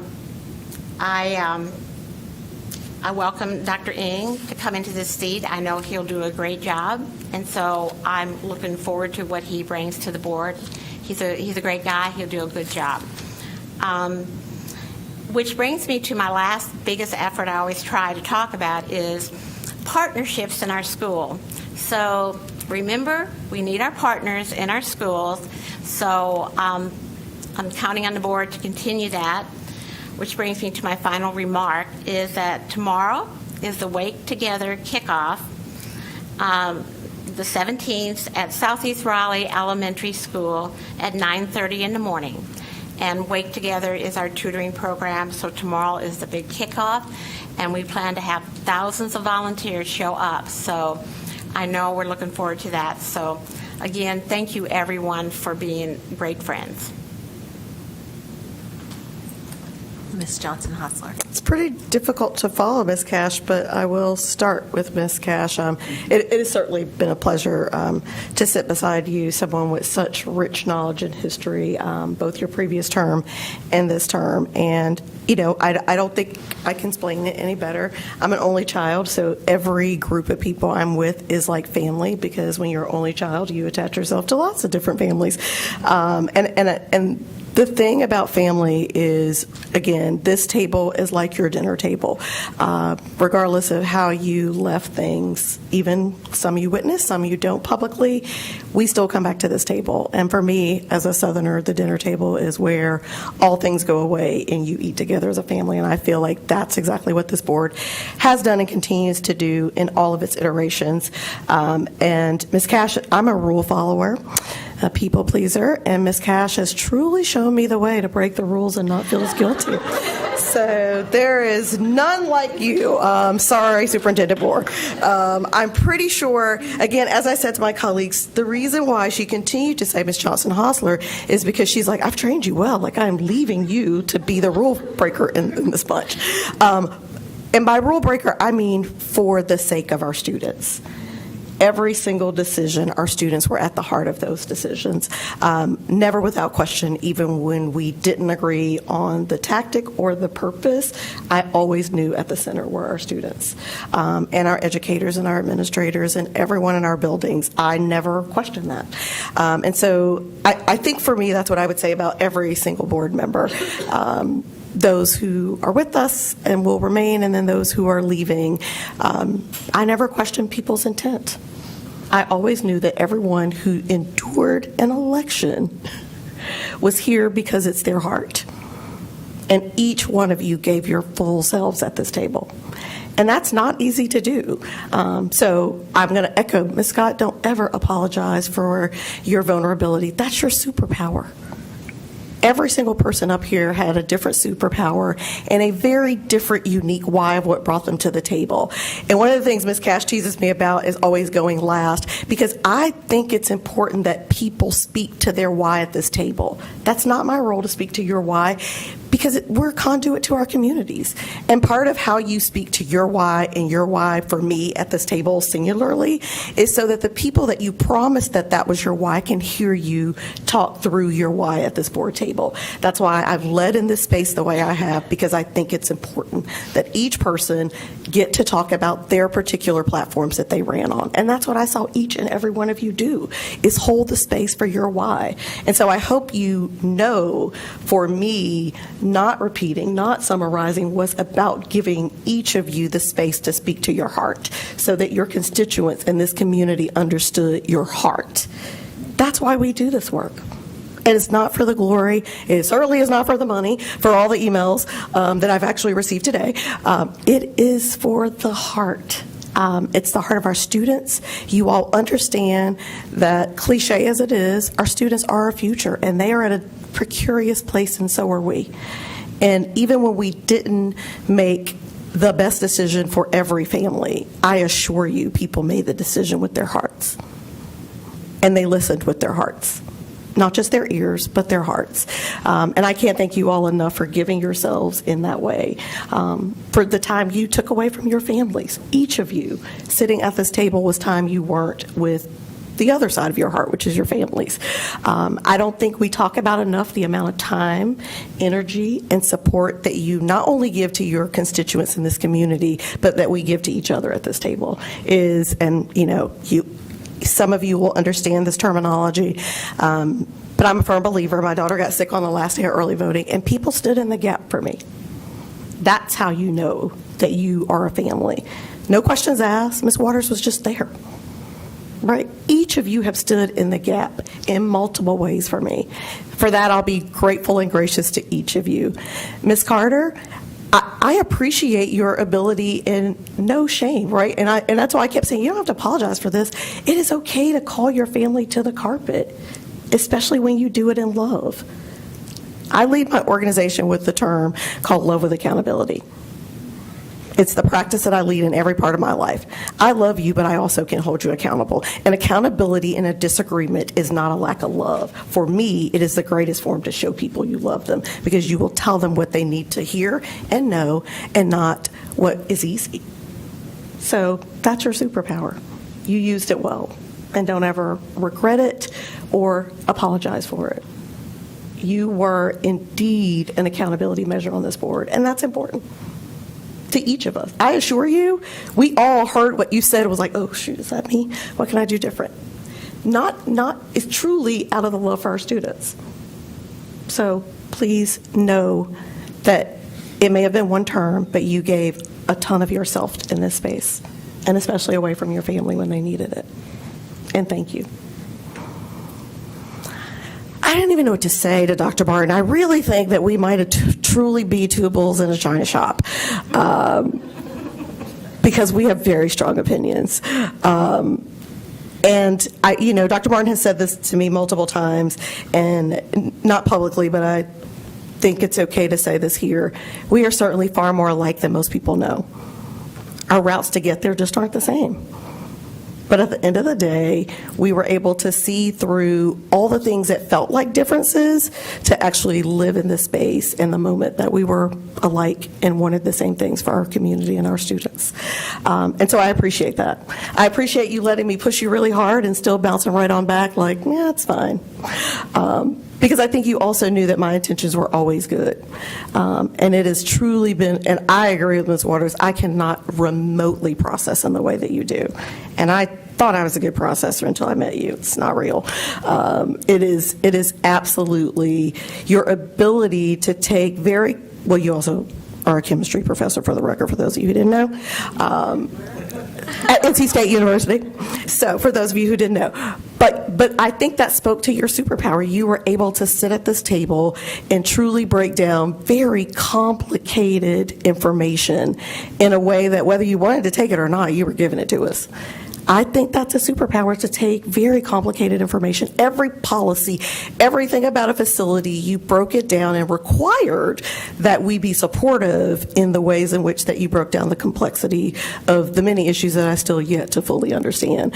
But you did that for us, and you held us accountable, and we're not going to let us move on until everyone was able to understand the multiple layers and levels of which we operate as a business. We're a school system, but we are also a responsible business. And so breaking that down to the community, and it's all recorded on a YouTube, so you all can go back and look at anything you want to know. But thank you. Thank you very much, and thank you for truly taking what you know I came on this board to do, and that is to create strength-based policies so that we did not punish our students through our policies, but we show them our heart through our policies and our expectations of them through their policies. And you certainly led that for the entire time that I've been on the board. So I appreciate that, and I appreciate your superpower. Ms. Kushner, I say all the time that you truly are a kingmaker. Your superpower is you have the ability to read people and give them the resources and support they need to be successful. That's what allyship look like. That's what co-conspirators look like. And you're not afraid to do that. You're not afraid to say that. And most people might be able to have that level of discernment, but they don't use it for the greater good, and you have. And so thank you very much for trusting us with your openness and transparency about where people would lead well, and supporting people to lean into their leadership in that way. You certainly entrusted me. Maybe too early, but you did. And I will always say that about you, is that you reminded me every step of the way that I could do it. And I've watched you do that for everyone. And to all of my colleagues who are remaining with me, I'll save your superpowers for later because I think the audience is tired. But thank you all for obliging us, because it is important that you see that while many of our decisions, as some of you have said, have been unanimous, we did not get there by using a unanimous process. We got there by consent and compromise and believing that people were here for the right reason. So thank you for obliging us, and thank you, Commissioner Adamson and your colleagues, for being supportive. And to the voters of District 2, thank you for trusting me. As my fellow previous colleague said, didn't matter how you vote, I'm going to support every single person in the Wake County Public Schools, our students, our families, our educators, because this is our district, and it is our responsibility to make it a great district. Thank you. Thank you all. This concludes board comment, and thank you for indulging us. We're normally not so long-winded, but saying goodbye is hard, and we appreciate that time. And at our next board meeting, there will be some more, so maybe that's not the time you want to sign up for public comment, because we'll have our swearing in. But the second meeting in December, first meeting in January, we'll be back to a more normal schedule. But thank you for your patience and for being here. We know you all signed up to speak, and once we get the approval of the meeting agenda, we will move on to public comment. We do have two items, two amendments to the agenda. We are removing two items from the facilities consent agenda, and that's item 3A, change order CM05 for West Millbrook Middle School, and item 3B, change order number 1, Hilltop Needmore Elementary E44. So with those aforementioned amendments, can we get an approval as to the meeting agenda as amended? Chair Mahaffey, I'll move adoption of the amended meeting agenda. Second. All right. Thank you very much. We have a motion and a second. Is there any discussion? All right. Hearing none. For approval of the meeting agenda, please say aye. Aye. Any opposed, nay? All right. We now move on to public comment. Speakers commenting on items on the night's agenda will be heard before speakers commenting on other topics. And all other speakers will be heard in order of how they signed up. If the public comment portion of the agenda exceeds 30 minutes, the board policy states that the board chair reserves the right to conduct other board business before inviting the remaining speakers to the podium. Members of the public are welcome to offer comments or criticism directed at substantive ideas, actions, or procedures of the board and individual board members. The laws and policies of North Carolina provide that issues or concerns involving individual personnel matters are confidential and therefore not appropriate for public comment settings. Concerns related to personnel issues may be addressed through applicable WCPSS personnel, the grievance policy, or other applicable policies. Those offering comments to the board, including students, may discuss issues and matters of general concern, but should refrain from discussing confidential student information. Concerns related to confidential student matters may be addressed through applicable WCPSS personnel, the grievance policy, or other applicable policies. During public comment, you may speak for up to 3 minutes. A green light will illuminate at the podium when you begin speaking. A yellow light will light up along with an audio tone when there are 30 seconds remaining in your time, and then a red light along with another audible tone signaling your time is up, and the next speaker will be called to the podium. In the interest of maintaining civility and decorum, speakers are encouraged to address their comments to the Board of Education and to refrain from personal attacks and insults directed at the board, individual board members, staff, or members of the general public. Please remain at the podium during your speaking time. Any materials you wish to share with the board should be handed to the board attorney either before or after your comments. After today, we are no longer accepting written comments. We do have 3 written comments that came in that are attached to this meeting's agenda. Those topics are Title IX changes and 2 comments on the enrollment plan. And again, those are attached on the meeting agenda for today under public comment. Our first speaker today is Susan Book.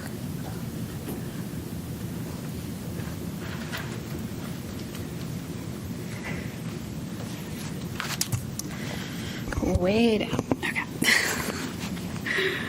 Okay. First of all, it's so exciting to know that so many of you will be returning. For those that are leaving us, I know in my heart your work as advocates for public school will remain, and I look forward to still working with you.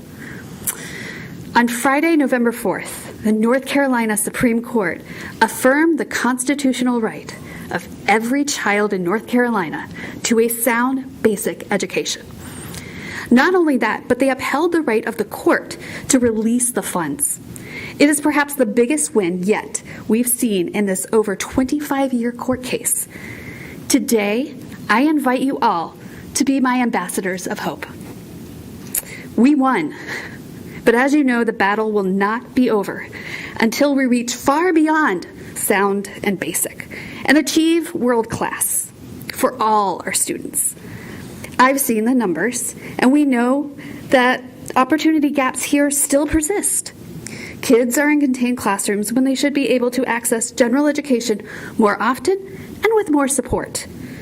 We have kids that are clearly at risk for suspension based solely on the color of their skin. We can do better. So I encourage you all to pass the equity policy today and know Leandro funding is coming. Use Leandro funding to make a better world for our students. Do not let anyone tell you that that money doesn't belong to us, the county, the schools, the students. Grab this win with both hands and don't let go. Local equity policy and state equity funding go hand in hand. Your voices are powerful, and our voices collectively are even louder. It was school boards who ultimately set Leandro and the idea of equitable funding into motion. And it will be school boards who will hold the court, the state, and our legislature accountable. Your own equity policy may seem like words on a paper to some, but let it be a commitment to future student generations. A commitment to the spirit of the Leandro case, that in the text of the order asks us to chart a new course, firm in the resolve to uphold our Constitution, and faith that the brightest days of our school children still lie ahead.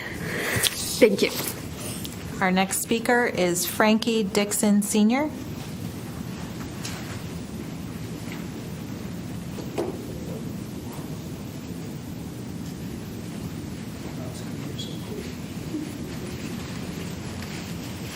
Good evening. As you know, I'm Frankie Dixon. I'm a school bus driver for Wake County. I want to thank you for your service and all your efforts because I do keep up. Y'all don't see me, but I see you. Coming here as a bus driver, our superintendent, Mr. Schneid-Miller, sent us an email on 11/11 concerning monitors on our school buses, on our problem school bus routes. And I'm here to urge you to please vote yes and implement this because it's there for the safety of our children. I get passionate also about our kids. I also get passionate with the ones that are hard-headed sometimes. We all have those, but they're still our babies. They're still our children. And we have to do everything in our power to make sure that their safety is paramount on the school buses to and from school. One incident that bothers me is personal. I was driving a bus route, had a bunch of kids that were unruly, took the bus back to school. They kind of settled down. But before I got them home, the first student off, they started chanting because they were upset at me because I took them back to school, beating the windows, stomping the doors. I pulled the bus over to calm them down because I was distracted. So much traffic is out there. People cutting you off, brake checking you. They don't like school buses. They say they do, but they don't like to drive around them because we're slow. Once I pulled back on the road, one of the children decided to throw a large glue stick at me. It missed my head, hit the windshield, and cracked it. On my way back to school, they threw another glue stick and hit me in the back of my head. I'm on the road. Traffic's everywhere. That's why we need monitors, because our kids need safety as well as the bus drivers to and from school. It's important that y'all pass this measure because we need to start somewhere. And I think this is a good place to start. Thank you for your time. Thank you, Mr. Dixon. Our next speaker is Abir Javed.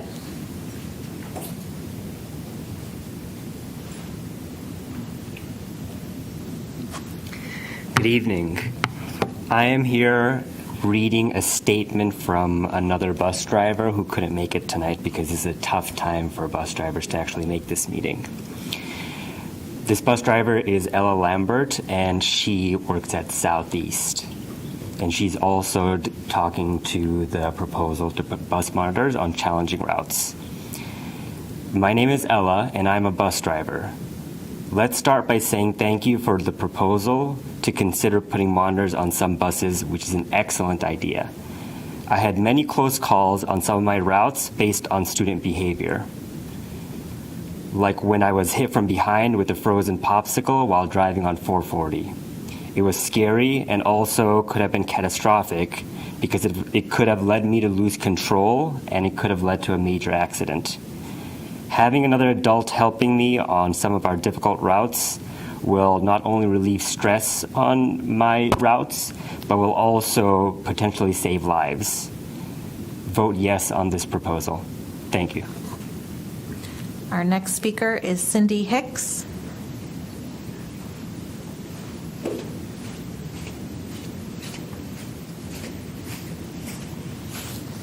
Good evening. I am also a bus driver. I've been driving with Wake County for about 12 years. I come to speak on behalf of a lot of bus drivers who could not make it this evening. We do have buses with behavior issues. It is a challenge for us to keep our eyes on the road. They call us the classroom on wheels, but most of the classrooms don't have up to 72 students. We have 72 students behind our head that we have to try to get to school safely and to home safely. And when we are called, when we have been disrespected, called names, some of the students we don't know or not familiar with because we have different routes, trying to pull the bus over to get order, it's a lot. and we do need monitors on the bus. I've had an incident where another student on another bus threw a substance out of the window, got all over my face, my clothes, everything, in my eyes. It could have been anything to burn my eyes, and I could have wrecked the bus. I could have had to go to the hospital, anything. To me, when I addressed the issue, it was swept under the rug.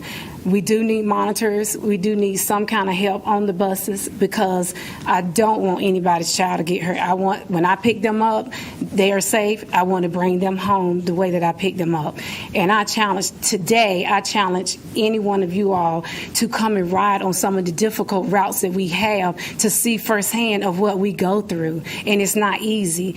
And I think that if the behavior gets under control, maybe we can recruit more bus drivers to stay and, to stick and stay.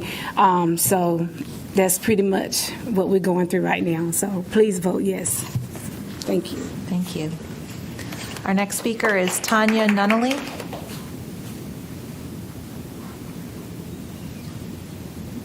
Is she not here? Okay. Daniel Grant King.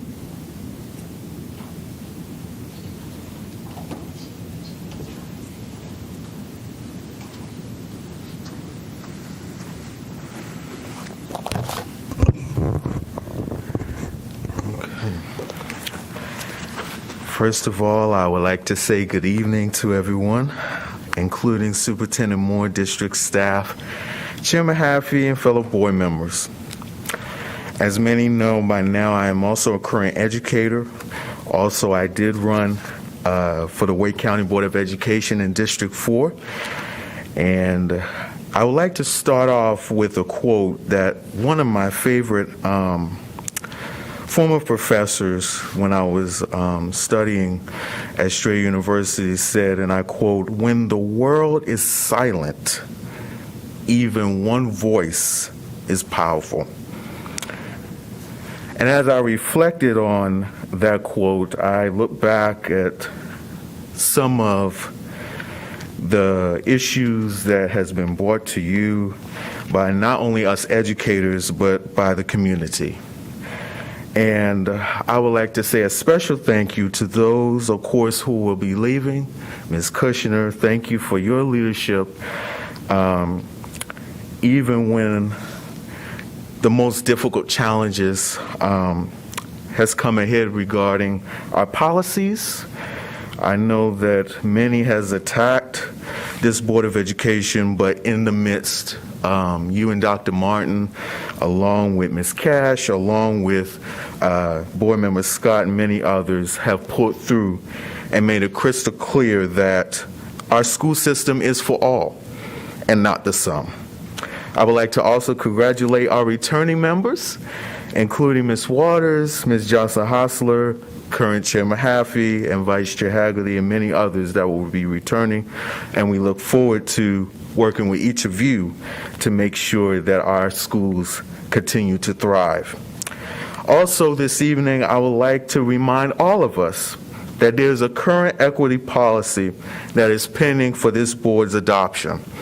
I urge yet again, like I've stated before, to urge and pass this policy because it would make a very clear start that not only racism is not tolerated, but it will also make clear that our educators are valued, that our students are heard, and above all, making sure that safety is top of mind in our schools.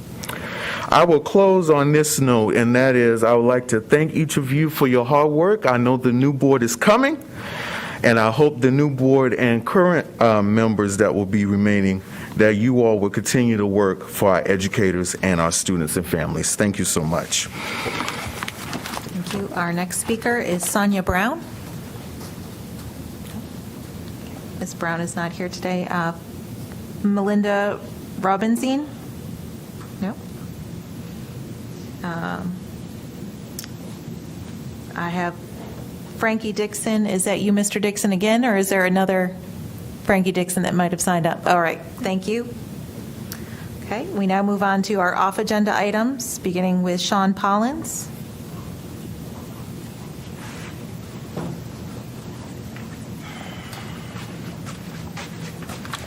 Hey, everyone. I don't know why, but I'm actually like a little sad, so you may hear it in my voice. I really don't know why. I think it's just that I'm a Pisces and you guys got me started. So I tried to write a speech and it's garbage. I just came here today to talk about Roxy. I ran against her in 2018 and you know, our relationship's complicated because it started as opponents, and I wrote in here that, you know, it's one of my proudest accomplishments that I was brave enough to run, but also one of the dumbest things I've ever done. And I think, you know, everyone knows why, and it's because of you. And I tried to explain, you know, how you treated me differently than most people that were involved in the election, but it really just sounds like negative, and it's not the right vibe. So in an effort to convey to you briefly how much you mean to me, I thought I would bring in an element of my community's culture. I don't know why we all grow up in isolation loving the Golden Girls, but we do. So I wanted to say to you today, thank you for being a friend. Travel down the road and back again. Your heart is true. You're a pal and a confidant. And if you threw a party, invited everyone you knew, stage fright, you would see the biggest gift would be from me, and the card attached would say, thank you for being a friend. Our next, we were all singing it in our head. Yes. Our next speaker is Kristen Beller.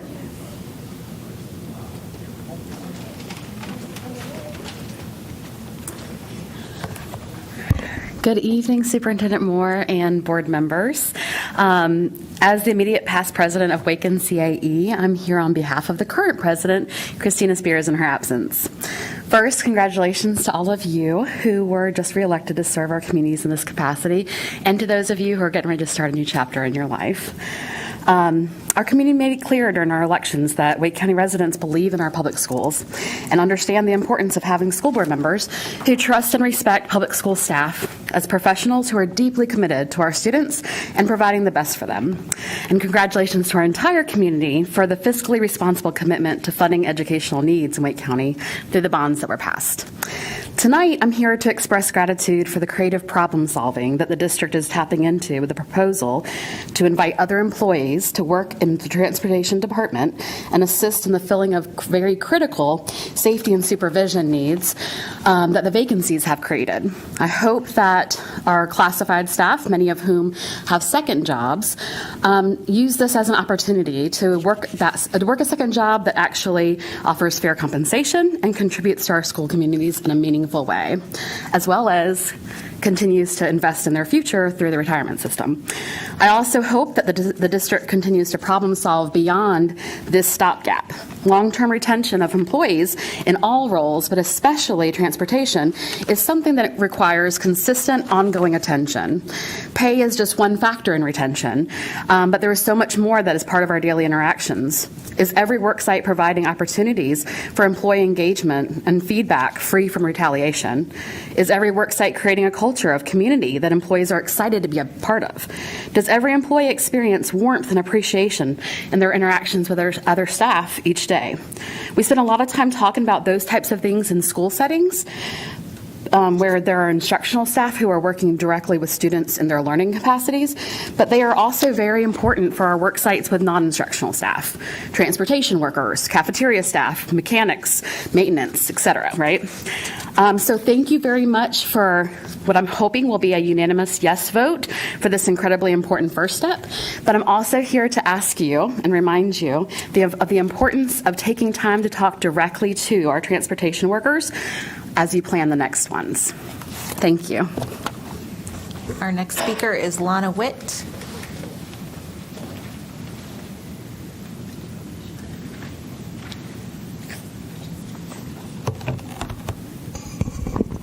Good evening, school board members. As we look toward 2023 and the season of gratitude, it's been 139 weeks and 3 days since Wake County Public Schools announced a few-week closure and strategic plans for schools to continue educating students in March of 2020. That few-week closure turned into months of the new school year requiring students to prove they were healthy and wear a mask to deserve in-person instruction. and or get an injection or get tested weekly in order to participate in extracurricular activity. I look forward to new beginnings, and I wonder how to encourage our community and this board toward creating unity and clarity of focus on overcoming pain and the loss of learning from the past few years. I challenge us all to ask, how will we prevent such loss and trauma again in coming years? Preparation for future emergencies should use a different model than the one that was created, because it didn't create the best outcomes. Tonight I focus on gratitude and continue to trust beauty and growth rises through pain. Training our body through sports teaches us that. Music and arts disciplines teach us that. Mr. Martin, while I remain concerned about your presentation of science and the use of fear to intimidate students in our community the past few years, I do appreciate your attempt to present data and facts. Thank you for caring about the Constitution enough to choose it as the document to place your hand on when sworn in.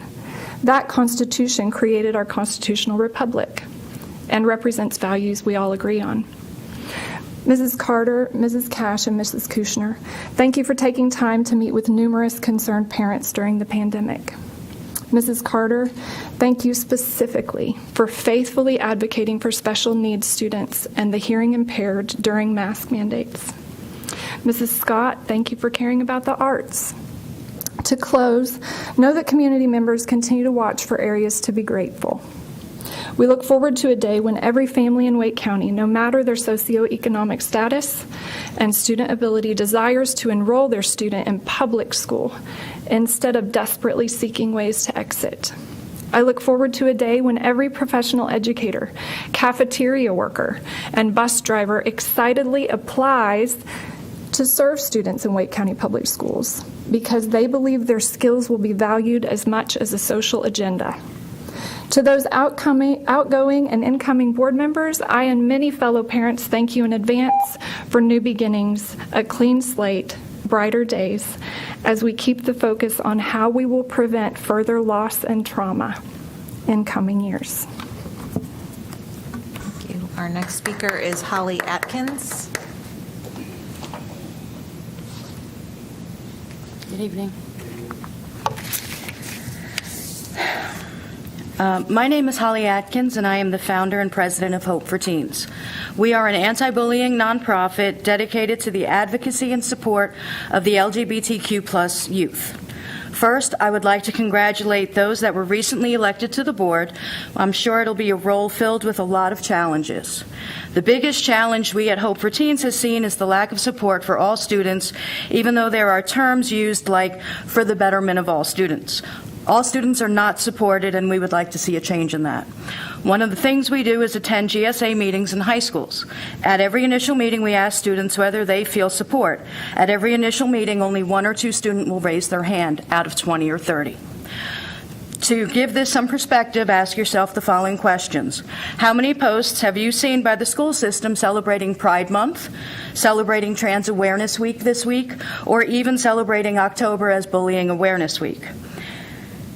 The school system has out and proud students but are completely ignored, let alone celebrated. We help teens know that even though school administrators might find them insignificant or non-existent, not all adults do. We help teens know that while the school system might be hypocritical in their statements of representing all students, there are adults out there who support them, find them valued and important, and want them to live their lives. Big question is, why don't you know who we are? Short answer is we've communicated numerous times over the years with multiple people but received no response. Most recently, there was a listing of GSAs that was compiled by your director of counseling, and we requested to see the list of adult advisors. That was met with 0 response. We followed up again April 22nd, no response. We followed up again September 8th with a response that said, "You're welcome to share your ideas directly with me." I did, followed up again September 14th to confirm receipt, only to be told, "I received your email, we'll bring your request forward at the next meeting." Nothing since. This is just one example of the lack of support shown to our LGBT youth, so we're taking care of one of them. Hope for Teens is here to announce that on June 2nd, 2023, we will be hosting the very first ever Wake County Queer Prom for juniors and seniors in high schools.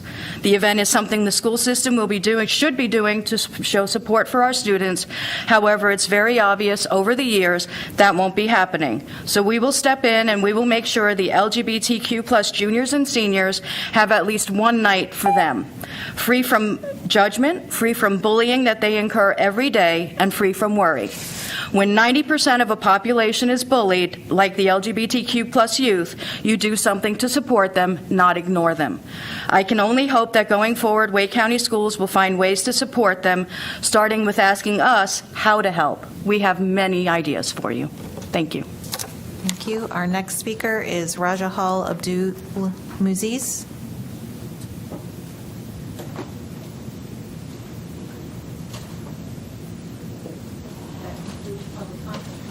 That concludes public comment. I want to thank everyone for taking the time to come and speak with us today. And I hope you don't mind if I particularly highlight our bus drivers who have an early morning tomorrow. With that, we move on to our information item, which is our superintendent updates. Ms. Moore? Hello again. A couple of quick updates from our work session today. We had 2 items on the work session. The first item was a presentation from our Special Education Services Department, who were providing the final report and updates regarding an assessment that was conducted by District Management Group of our Special Education Services delivery model, and involving stakeholder group interviews and reviewing documents over the last few months. They've identified 2 primary areas to provide support for a work plan, a 5-year strategic plan that will come out of SPED Services in alignment with the board-adopted strategic plan, focusing on 2 areas. First is really about identifying many areas in which there are potential improvements to district processes, address common issues, and improve communication. And the second one was to also identify and provide recommendations on those areas that we do highlight and that we are doing well, so that we are providing a balance. And you will see more work and updates on that as it comes forward. The second item on the work session today was the presentation of the final draft of the 23-24 enrollment plan. There were a couple of slight tweaks in today's plan, but for the most part it represents everything that you have seen already. It included an update on the final round of comments through thought exchange and emails that came back and forth, and that is an item that is on the agenda for board approval this evening. And that was our work session. Thank you, Superintendent Moore. We now move on to the consent items, where we had, again, 2 items are pulled from that. If you hit the House button, it'll refresh. The consent items do include second reading of the equity policy as well. So is there a motion to approve the consent agenda? Chairman Mahaffey, I make a motion we approve the consent items as amended. Second. All right, we have a motion and a second. Any discussion? Seeing none, all in favor, please say aye. Aye. Any opposed, nay? Okay, the consent items pass. Are moving on to our action agenda. The first item is proposed updates to the 2023-2024 instructional calendars, and that is Glenn Carrozza, our Assistant Superintendent of School Choice Planning and Assignment. Chair Mahaffey, members of the board, Superintendent Moore. Staff is here this evening to seek approval of the 2023-2024 instructional calendars. As you may remember, staff shared the draft calendars as part of the backup material during the November 1st board work session. To summarize the proposed changes, all students on all calendars will have a non-instructional day on Election Day, November 7, 2023. Students on the year-round calendars will also have non-instructional days on Juneteenth, which will be June 19th, 2024, and for the last 2 days of the school year for each track. For track 1, that would be June 4th and 5th, and for tracks 2, 3, and 4, June 27th and 28th, 2024. Since the early college calendars are not set until our college partners provide their instructional calendars, we will plan to bring final revisions for those calendars at a later date. Please know that each of these proposals adhere to General Statute 115C-84.2, the school calendars.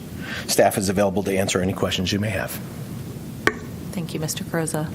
Do we have a motion and then a second, and then we'll have a discussion to adopt the proposed updates to the 2023-24 instructional calendars? Chair Mahaffey, I'll move adoption of the proposed calendars. Second. Okay, thank you. Is there discussion? Ms. Kushner. Thank you, Chair Mahaffey. And Mr. Carrozza, at our last discussion, I wanted to know how many precincts, how many of our schools would be used as precincts on that November 7th? We had 79 schools used as precincts on the last election. On last week, but how many would be at this November 2023? We were not able to get that data as of yet. Okay. That would be any school that's not in the ETJ, Raleigh, or Cary may have a runoff, but I believe Cary may have a runoff. Yeah. And I've really never made a decision without getting some feedback, and I've not gotten any emails, I've not gotten feedback. I'm just concerned about, for the traditional calendar in particular, there's a work day on the 1st of November. Veterans Day is a holiday for the 10th, and then we're adding a day on the 7th. And so I'm just raised that as a concern, but I've not gotten any emails or feedback from community. It has been busy, so I understand the concerns that we did get concerning the 2022 election. So I do acknowledge that. Vice Chair Haggerty. So, Ms. Kushner, I think I got the feedback that you were looking for. Same. So we don't know what precincts the county will select, because the county is the one who selects our schools as polling places. But looking at 2023, the number of Wake schools that were currently used as polling places for our smaller municipalities for this for November 7th, 2023, there would be 35 schools. If Cary has a runoff, that could go to 51 schools potentially. But as you know, Cary normally does their elections in October. So if they were to have a runoff in any races, and then depending on if it was a citywide runoff, at-large races, it could be as many as 51. If it were a district runoff, it would be confined just to those. Turnout in the last set of municipal elections, 2021, was about 20%. So it's not a large number of people, but it is a fairly large number of schools.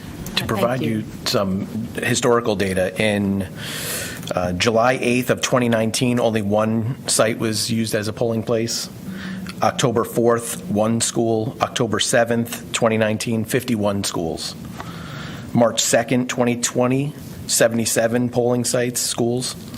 October 4th, 2021, one. And then May 16th, 2022, 77. Thank you.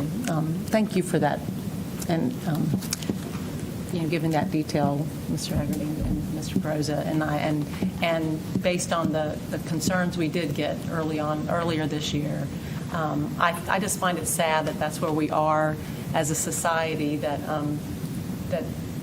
such safety concerns are so prominent on our parents' minds.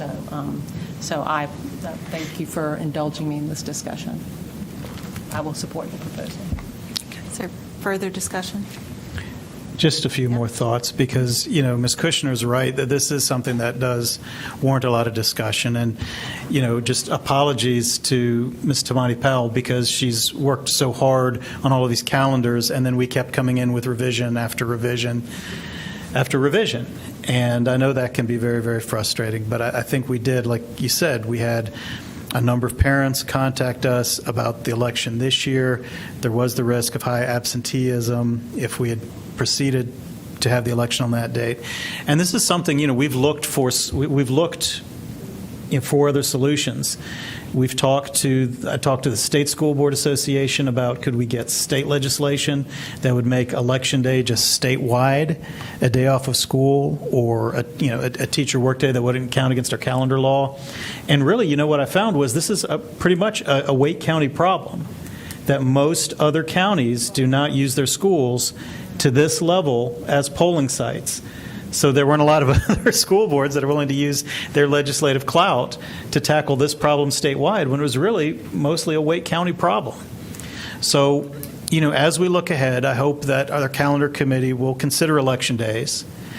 I think for us, I'm a little more concerned about March 24th, 2024, because in our primaries, we'll have county-wide precincts and many more schools involved than we will in some of these smaller municipal races.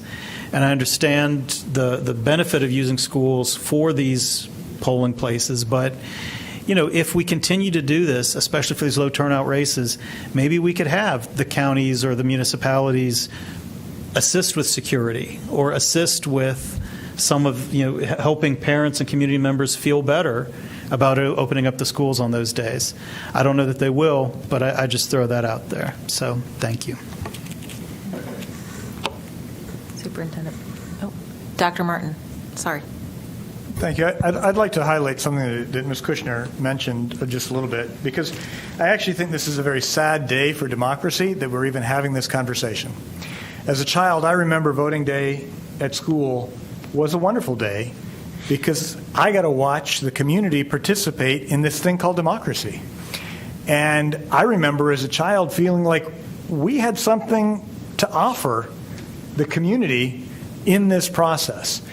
And to me, it's a sad day when democracy and our public schools collide because of safety. That's sobering. And I hope that one day we're going to get back to a level of sanity where we can disagree, but we can take pride as children participating in democracy. So just a bit of a lament.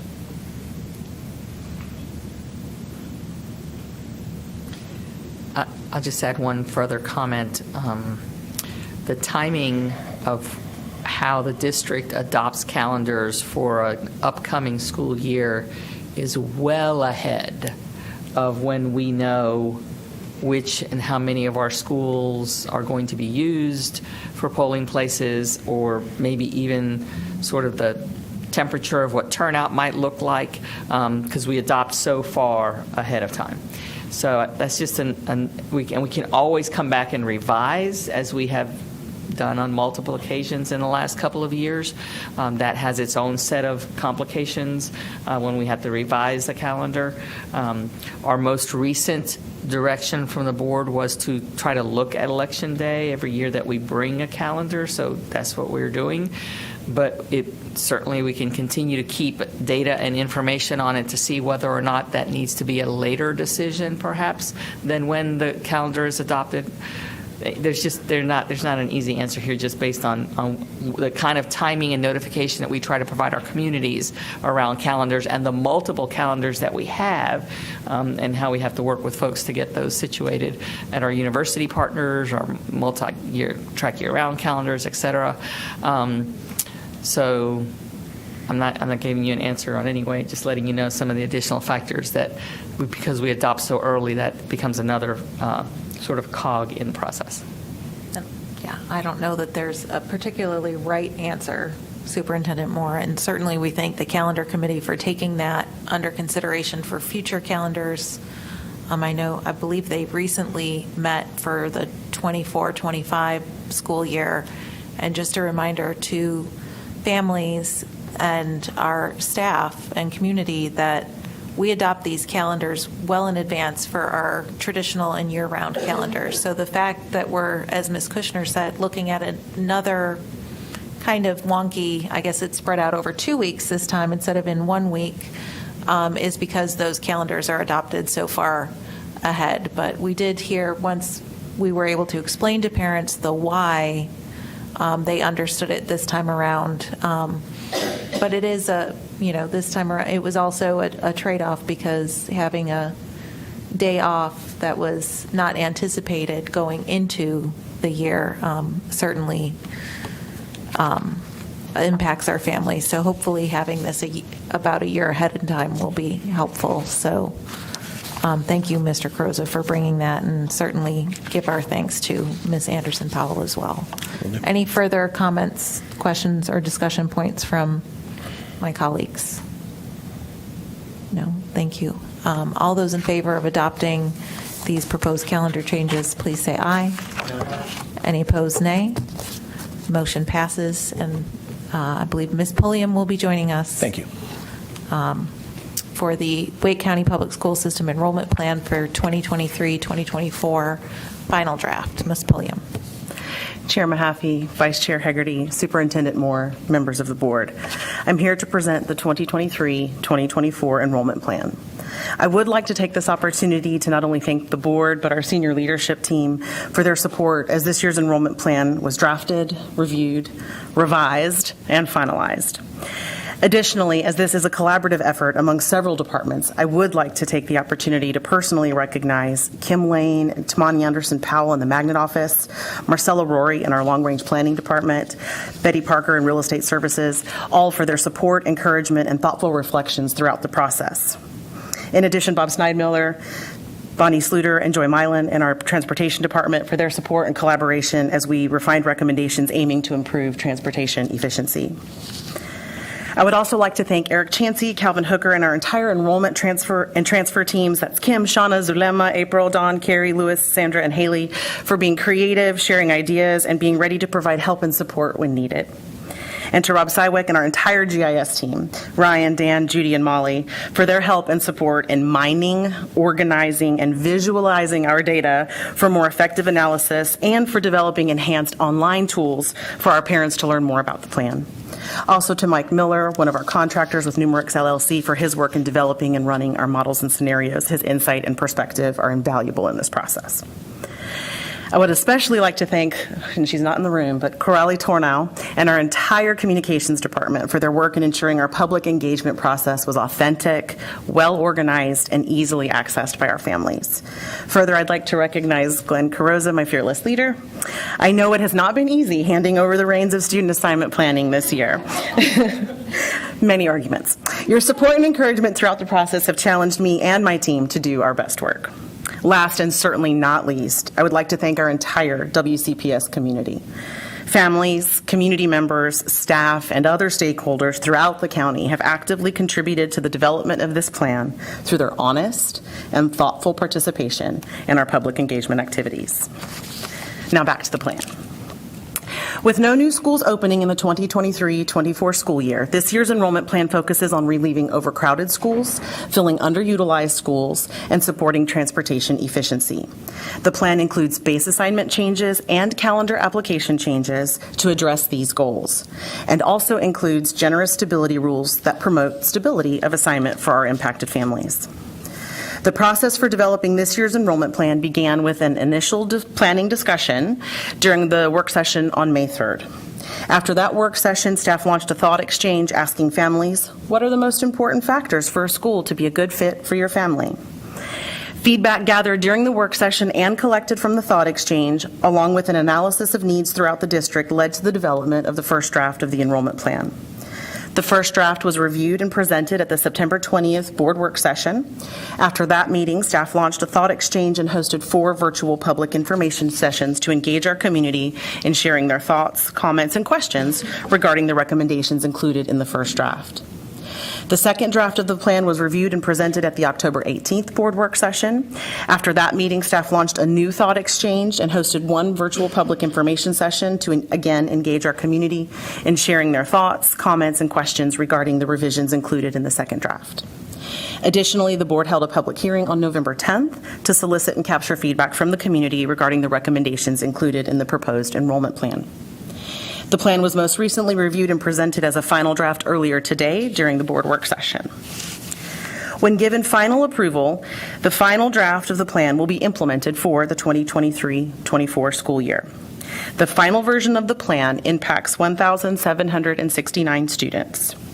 Families directly impacted by the approved plan will be contacted as soon as possible with specific instructions regarding the process for requesting a stability transfer. Stability requests from students who are eligible under the stability rules and that are submitted in the designated window will be approved. Such transfers will be valid through the terminal grade of the school. Tonight, we request the board's approval of the 2023-24 enrollment plan as presented during the work session held earlier today. Thank you, Ms. Pulliam, and thank you for noting that you did go over the final draft with us quite thoroughly during the work session. And for folks that are interested, that would like to know more, that is going to be archived on our YouTube channel for revision. At this time, is there a motion to adopt the 2023-24 final draft of the enrollment plan? Chair Mahaffey, I'd like to move that we adopt this plan. Okay, thank you, Ms. Cash. Is there a second? Second. Thank you, Ms. Scott. With that, any discussion or questions? I know some questions and discussion was had during that work session, and again, I would encourage folks to go back and look at that as well. Chair Mahaffey. Yes. I just, because it did come up in some public comment, I just wanted to ask during the board meeting, the decisions to make school calendar application changes. So, in some of these cases, you have schools that maybe are like on a modified calendar or a non-traditional calendar, and we're losing a calendar application school. What were some of the reasons for the recommendation, if you don't mind reviewing those again? So as a reminder, what happens currently is if something is listed as a calendar application school, that means if a family requests that school and is able to be approved to the school, it comes with district transportation. So some of the recommendations that we're making are to reduce the total number of options available to a family. For some addresses, they're seeing more than one choice for that opposite calendar. So for transportation efficiency purposes and looking at enrollment management, by way of example, some of the schools that are on the list as a calendar application are our CAP schools. So it's not truly an option for families. So to reduce that down to a single choice so that it is a legitimate choice and that we can be more efficient with our transportation to those options. Other options, we are recommending to take the transportation away, which essentially means that those choices are still available to families. They can ask for them during the traditional transfer window from in the February time period. This year, I believe it's February 24th to March 11th. And at that point, if we're able to approve those transfers, families can still request those based on the hardship of the calendar and so forth. It just wouldn't come with district transportation. By and large, the recommendations are being made to help with transportation efficiency throughout the district. And so if I understand, if we can simplify the number of routes. Correct. Then maybe we'll have more available drivers, and that'll help us address some vacancies. For other routes that are deficient, yes. Any costs or any route savings that we would gain through these recommendations would then be applied to existing routes that are having maybe long drive times or inconsistent drive times. And this doesn't preclude any of the students at these schools from applying for other choice options, Not at magnet all. schools, transfers, or anything like that. Is that Correct. One thing we've been reminding a lot of families is that several of our magnet schools are on the traditional calendar. So if that's a particular calendar you're interested in, that's another way to potentially get access, maybe with Express or transportation to a traditional calendar school that also has the benefit of being one of our highly allotted magnet schools. Okay, thank you. You're welcome. Further questions, discussion? Ms. Cash? Just to be clear, then, if you're at an application school that you got in previous years, you will still have transportation to that school?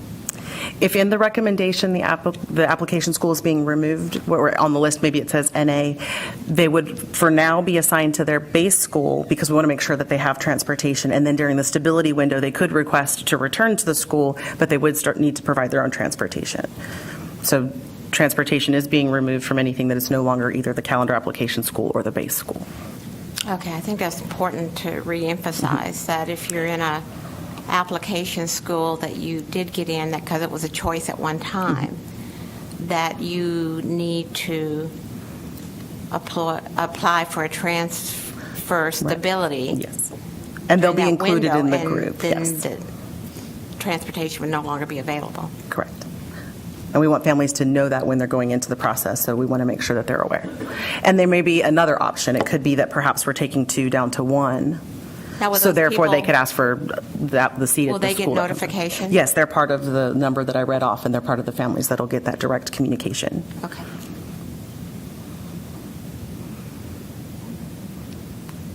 Ms. Pulliam, one of the things that impacts a lot of our students that I know we all struggle with is our high schoolers and the stability and that choice.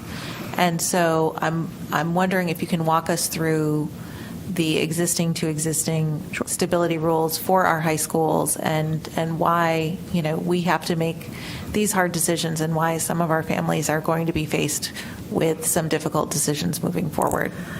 Yes, this is very consistent with a lot of the feedback we've heard, not only through the thought exchange, but through the virtual public information sessions, that a stability transfer without transportation does provide challenges for some families. And while we recognize that, the situation that we're in, we can't continue to offer transportation to both schools, to the previous school and then the newly assigned school. So for families, what we'll do is share with them through that direct messaging, you've been impacted, here's what this means for you. If you would like to stay at your current school, just as a general reminder, existing board policy does already state that as reassignment from an existing high school to an existing high school, all rising 10th, 11th, and 12th graders would be eligible under just standard policy for that. What we've done to enhance the stability rules is let those rising 9th grade siblings be able to join their siblings at that school as well. That's part of what we're enhancing in the enrollment plan here. But the families will then need to go online between November 28th and December 9th, request the stability transfer, and then that would be their assignment for the year. I do want to remind everyone that if a family's not sure if they can make the transportation work, it's probably best to go ahead and request that transfer during the stability window so they can lock in that guaranteed approval. And then if for some reason as they get closer to February they realize they can't make transportation work, then they can always ask for a back to base transfer during that window, and we would always approve those as well. So if a family's on the fence and they're not quite sure if they figured out their carpooling situation or whether or not they can make the carpooling work, then that might be an option for families as well to make sure they capture that stability when we can guarantee it. Because I do want to caution that that's when we can guarantee those approvals. If a family asks for it in the traditional transfer window, we will, as staff, absolutely do everything we can, but with capping and so forth, it'll be a little bit more challenging to be able to say that I can do all of them. Thank you, Ms. Pulliam. Certainly one of our more difficult parts of this. Yes. Not saying that any part is easy, but certainly one that we've heard a lot about from families. Any further comments, questions, discussion points from board members? Again, I'll point folks to our work session and want to reiterate the thanks for our virtual public information sessions and the work that has been done and the feedback that has been provided from our community members, because that really helped inform some of the changes that we saw between draft 1, 2, and 3, and always helps inform our process going forward. At this time, seeing no further discussion from our board, all those in favor of adopting the 2023-2024 final draft of the enrollment plan, please say aye. Aye. Any opposed, nay? All right, thank you, Ms. Pulliam. Moving on to our Human Resources Department, we have pay proposal for non-transportation employees serving as bus monitors or drivers, and we'll be hearing from Bob Schneidmiller, our Senior Director for Transportation. Mr. Schneidmiller, thank you. Thank you. Good evening, Chair Mahaffey, board members, Superintendent Moore. Today we bring a proposal to you for certified and non-certified staff to serve as bus monitors and bus drivers. We do have a short slide deck to present to you. AJ Matillo and Mr. Williams are with me here today to share additional information and answer any questions at the end of the presentation. As you are aware, our efforts to recruit and retain more bus drivers continues within the district. In August, we formed a transportation core team to begin to work around this issue, as well as look at other ways to support our current bus drivers. The team consists of principals, area superintendents, HR staff, student assignment staff, special education staff, and transportation staff. The team developed a new bus and cab rider code of conduct and implemented the processes that support the new code of conduct in September. To date, we've received positive feedback from school administrators and transportation staff. The process provides a consistent way to handle discipline issues on buses. This code of conduct can also be found on our transportation webpage. The team continued and continues to explore ways to add more CDL drivers to cover bus routes. This leads to the proposal before you today, and a pay proposal was developed by the team to pay school-based and other staff to serve as monitors or drivers where routes coincide with their work schedule. This proposal is supported by district leadership as well as our transportation managers. And I'll hand it over to Dr. Matillo to go into the pay details. Good evening, all, and thanks, Bob. I'd like to start with the bus monitor proposal. As a part of this proposal, all staff, whether they're certified or non-certified employees, could be paid to ride bus routes assigned to or in close proximity to the schools that have been identified as needing additional adult supervision. Schools worked with transportation managers to identify these routes, and so far, we've identified 19 schools and 48 routes. In terms of who can participate, this opportunity would be available to current current certified and non-certified staff members who can take on this additional responsibility outside. Marius, would you make sure you're muted, please?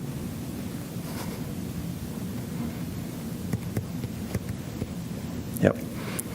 So it would be available to folks who could perform these responsibilities outside of their regular workday hours. And ideally, participants who we hire here would have a good rapport with students and someone who understands the importance of a safe environment for the driver and the students. As far as what an example could look like, if you took an instructional assistant, for example, who might begin a day at 7:30 in the morning and their day at 4 p.m. as their regular duties, he or she would be able to earn additional compensation by serving as a bus monitor either before or after their regular school hours.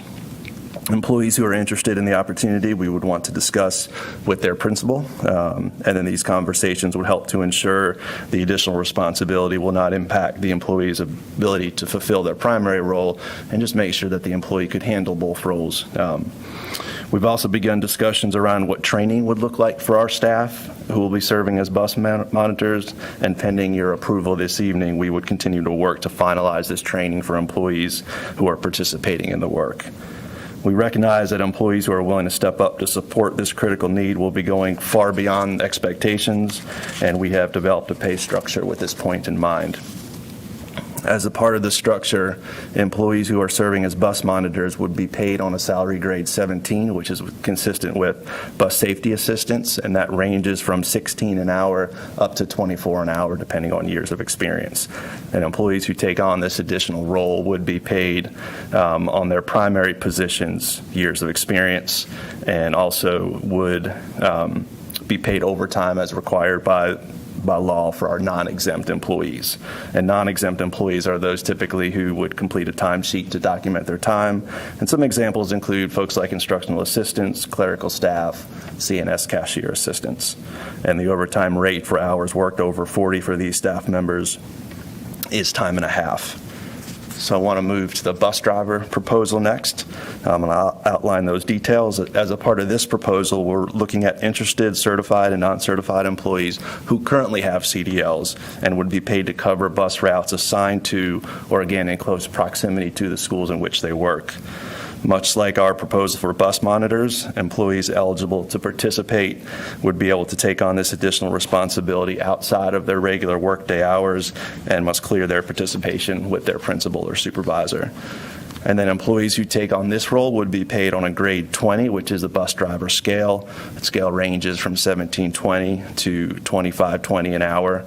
And again, employees who are willing to serve would be paid on the step corresponding with the current years of experience in their primary position. And then once again, non-exempt employees who are willing to drive would be paid overtime for any hours worked over 40 as required by law. And then again, transportation staff would work with schools and their area superintendents to identify routes that could be covered by these employees who are willing to participate. In terms of next steps, we're requesting your approval of both of these proposals this evening. Your approval would allow us to move forward in recruiting employees who are willing to support our schools and students in this way. And then pending your approval, the Transportation Core team would continue to work to finalize a process to recruit staff to fill the roles and finalize plans for training, as I mentioned earlier. We would communicate these plans with school leaders once they're finalized, and we would be sure to keep all current transportation staff informed. And of course, once the program launches, we would be sure to collect feedback from participants, schools, and current transportation employees. I think we found a pretty good group during public comment that might help us with that. And with that, I just want to thank you for your consideration of this proposal. We're excited to bring it forward to see how we can benefit current transportation staff, schools, students, and families. And with that, Bob, Cedric, and I are happy to answer questions. Thank you, Dr. Matillo, Mr. Sneidmiller, and Mr. Williams. Certainly some out-of-the-box thinking, and we'll move forward with a motion to adopt the pay proposal for non-transportation employees serving as bus monitors or drivers. I'll make the motion to approve. Thank you. Thank you, Ms. Carter and Ms. Johnson-Hostler for the second. Any discussion? Ms. Carter. Thank you for this. And I had a question because I was wondering if there's going to be any targeted communication at all, because I know, and the reason I'm asking that, I know you didn't mention with bus routes particular numbers, but I know with bus monitors you had a specific 19 schools, 48 routes, and trying to pair it up so it would match staff's schedule where they are and in close proximity. Would there be anything particular around the bus monitoring? Would you be like, this is, go right to those schools where they're needed, or is this just going to be a blanketed recruitment effort? Does that make sense? Yeah, I think probably Bob is standing up to answer that question, so I'll let him take it.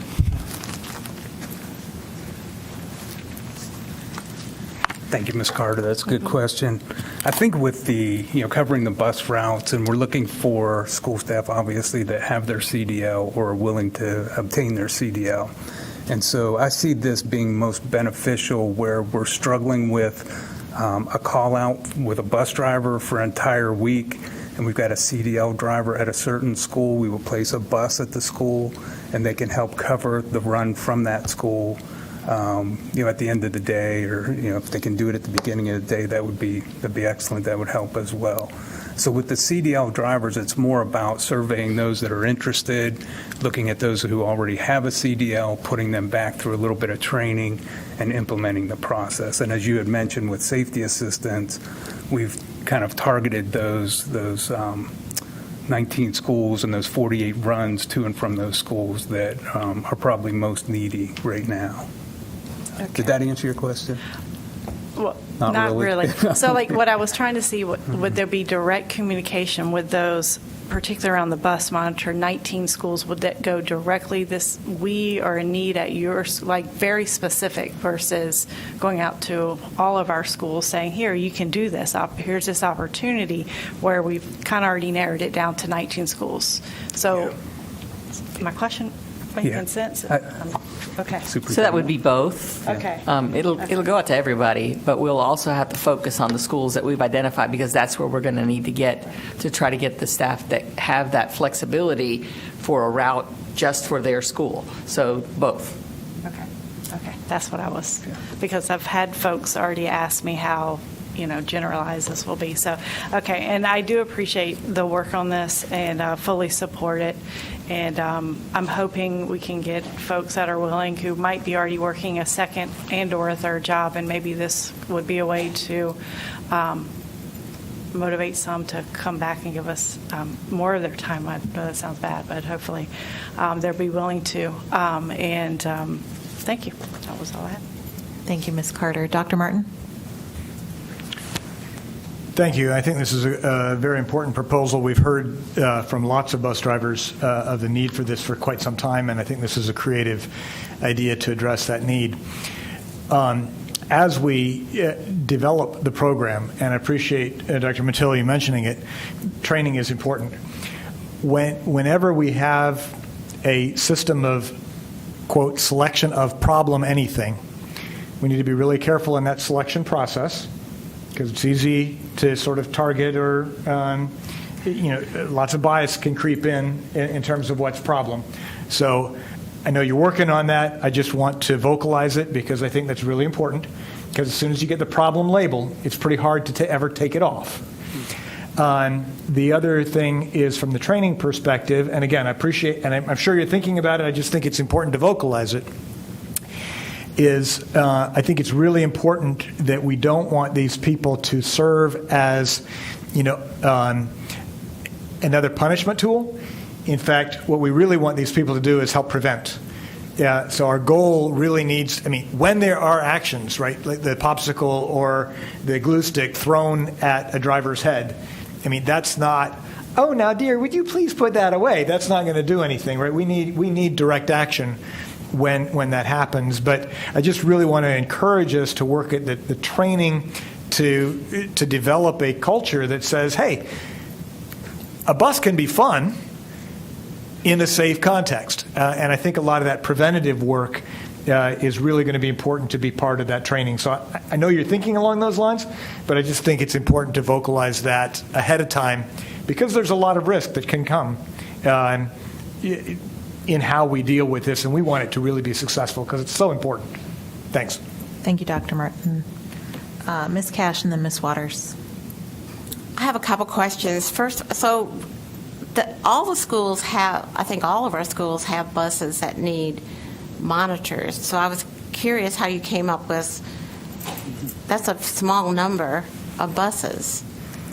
Yeah, our initial goal was to identify 50 of what we thought in our area manager, our transportation area managers working with school administrators, 50 runs that, where we thought this could be beneficial right out of the gate and kind of start with that. But obviously, we will continue to work with school administrators to identify other runs. And as I mentioned, the new code of conduct, that process, I think, will lend itself to tracking where we will see need for monitors on buses, and we'll work with those schools directly to add monitors as we need to. Okay. I wouldn't want bus drivers that have hung with us that have tried to monitor their buses on their own be put behind routes that bus drivers quit and left that route.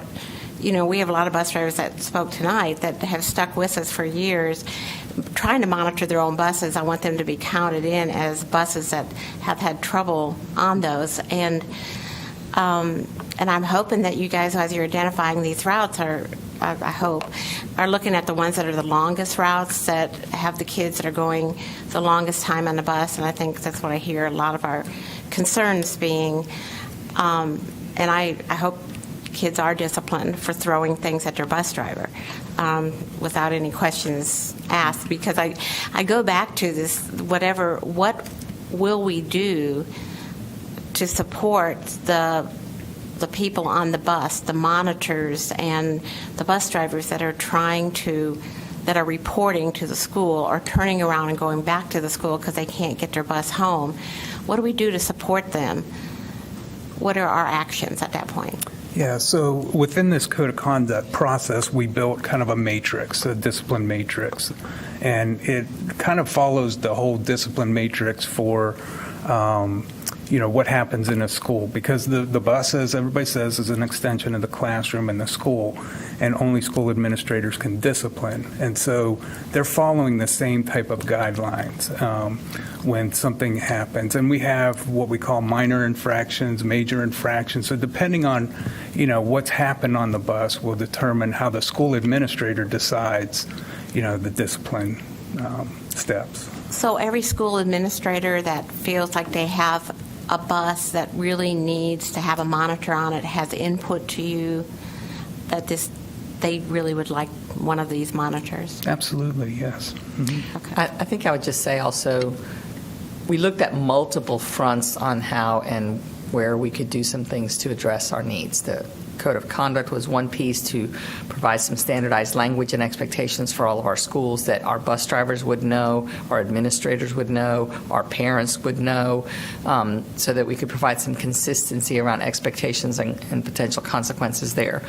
The work around identifying some of our most problematic routes led to us identifying some of our longest routes, and that have a history of more issues with student behavior.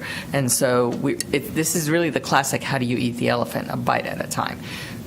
We were, with 600 and some buses or 500 and some buses in operation, finding that number of monitors, either the funding or the strategy, it wasn't strategic, and the funding's not there. So we started with what we thought we could do, that we could find funding for, and identified which routes. And I would, they've heard me say before, I'd love to have 2 adults on every single bus and every single route.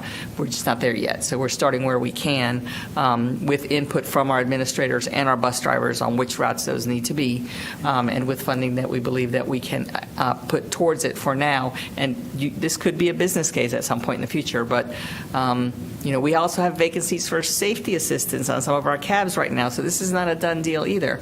The labor market is tight, but we felt like we needed to provide some venue, some recognition, and a strategy towards starting to do this work. So an answer to, say you had a school that felt like they had a problem route but wasn't identified as one of the problem routes, but they had 2 IAs that were willing to ride that bus. The reason they couldn't would be because we didn't have funding? I would say to you that I would like to have that problem so I could figure it out. Okay. Hopefully I'll find you some. Yep, that's right. I want to have that problem so that I can figure it out.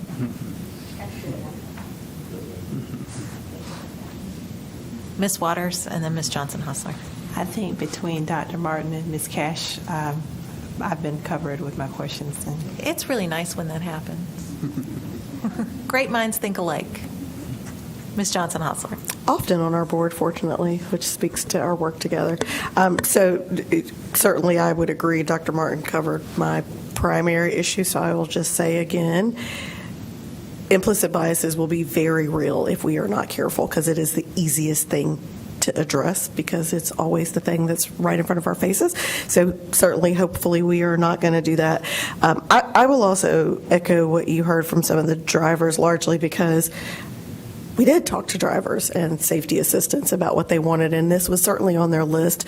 And I'm sure my colleagues heard this as well, loud and clear, that they needed support on those bus routes. For lots of reasons, right? And I will say that we had explicit examples today, but we certainly have heard from them, and I would be remiss if I didn't echo that is one of the many prongs that they need our support with. And so those conditions when they come back to that school is also loud and clear of what they're saying. When they drive that bus back to that school, even if they're 2 adults, they need to be supported by the educators and administrators at that building. It's not enough for us to just pay them. Pay is important, but I just have to lift up that they have been very clear to us about the climate and conditions that they receive, or lack thereof, when they do have to return to their schools. Thank you, Ms. Johnson-Hustler. Further comments, questions, concerns from board members? Okay. I want to thank you for this thinking. It certainly, as we heard, is a start and a stopgap, and hopefully folks will be willing to participate because, as my mother always said, our children are our most precious cargo, which she would always say when entering a mode of transportation in particular. And so, thank you. My question is, if we can have folks that can only cover a PM route or an AM route, we are looking to just accommodate their schedule, and we know what routes are maybe need coverage on both. Coverage on the I'm seeing head nod, so I'm just going to stop asking. That's a yes. Yeah. Okay. We will accommodate both AM and PM. All right. Thank you very much for that flexibility put in there. And then I'm going to ask a question that I feel like I should know the answer, but again, bus monitor is a new position, or it's a position we've always had that we've just not been able to fill, so we're opening up to employees? Yeah, these will follow the same pay schedule that we call them safety assistants Okay. that ride the EC cabs. So it's interchangeable, safety assistants and bus monitors. Okay. So when these folks serve in this role, they'll be paid on that same pay schedule. So in the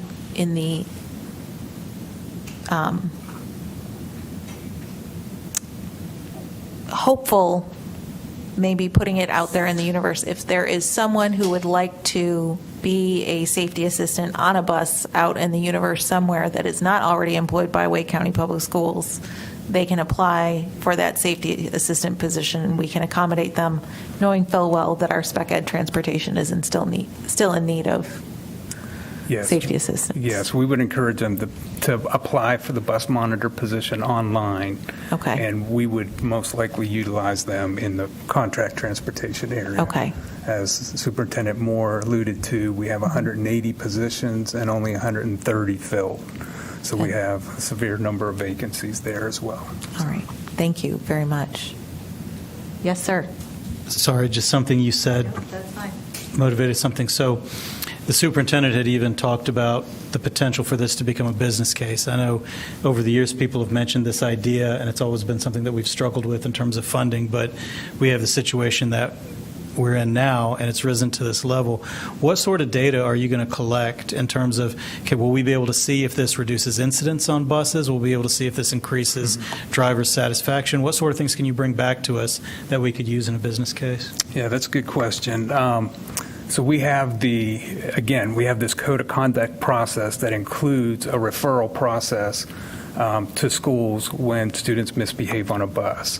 And briefly, I'll explain that, on the first infraction for a child on a bus, bus driver handles it and talks to the child and see if we can get it resolved, but it's still documented. Second infraction, same thing happens, except our operations manager will send a letter home and also reach out to the parent via email or phone call. That also is documented. And then on the third infraction, it will go to the school administrator along with the first and second infraction to let them know what's happened. And so they can then decide what type of discipline, if any, needs to be handled, what needs to be handled. And I'll share with you, in the month of October, we had, I think it was 990 total referrals, or we documented 990 incidences on buses or infractions. And of those, 78 of them were infractions, third infractions that became referrals to the school administrators where they got involved to a point where maybe something needed to be done. So the process lends itself to transportation trying to handle the situation first and, retrain the child to behave on the bus before the school administrators have to look at it. But to your point, we'll collect that data.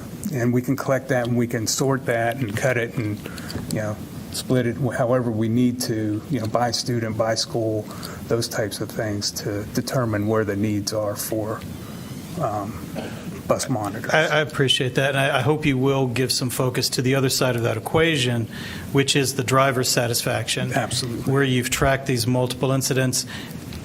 Can we then link that to drivers leaving? Retention. And then where we've added the safety assistance, can we link that to driver retention? And if so, then I think we've got a good program. So, excellent. Thank you. Can I add to that, Mr. Haggerty?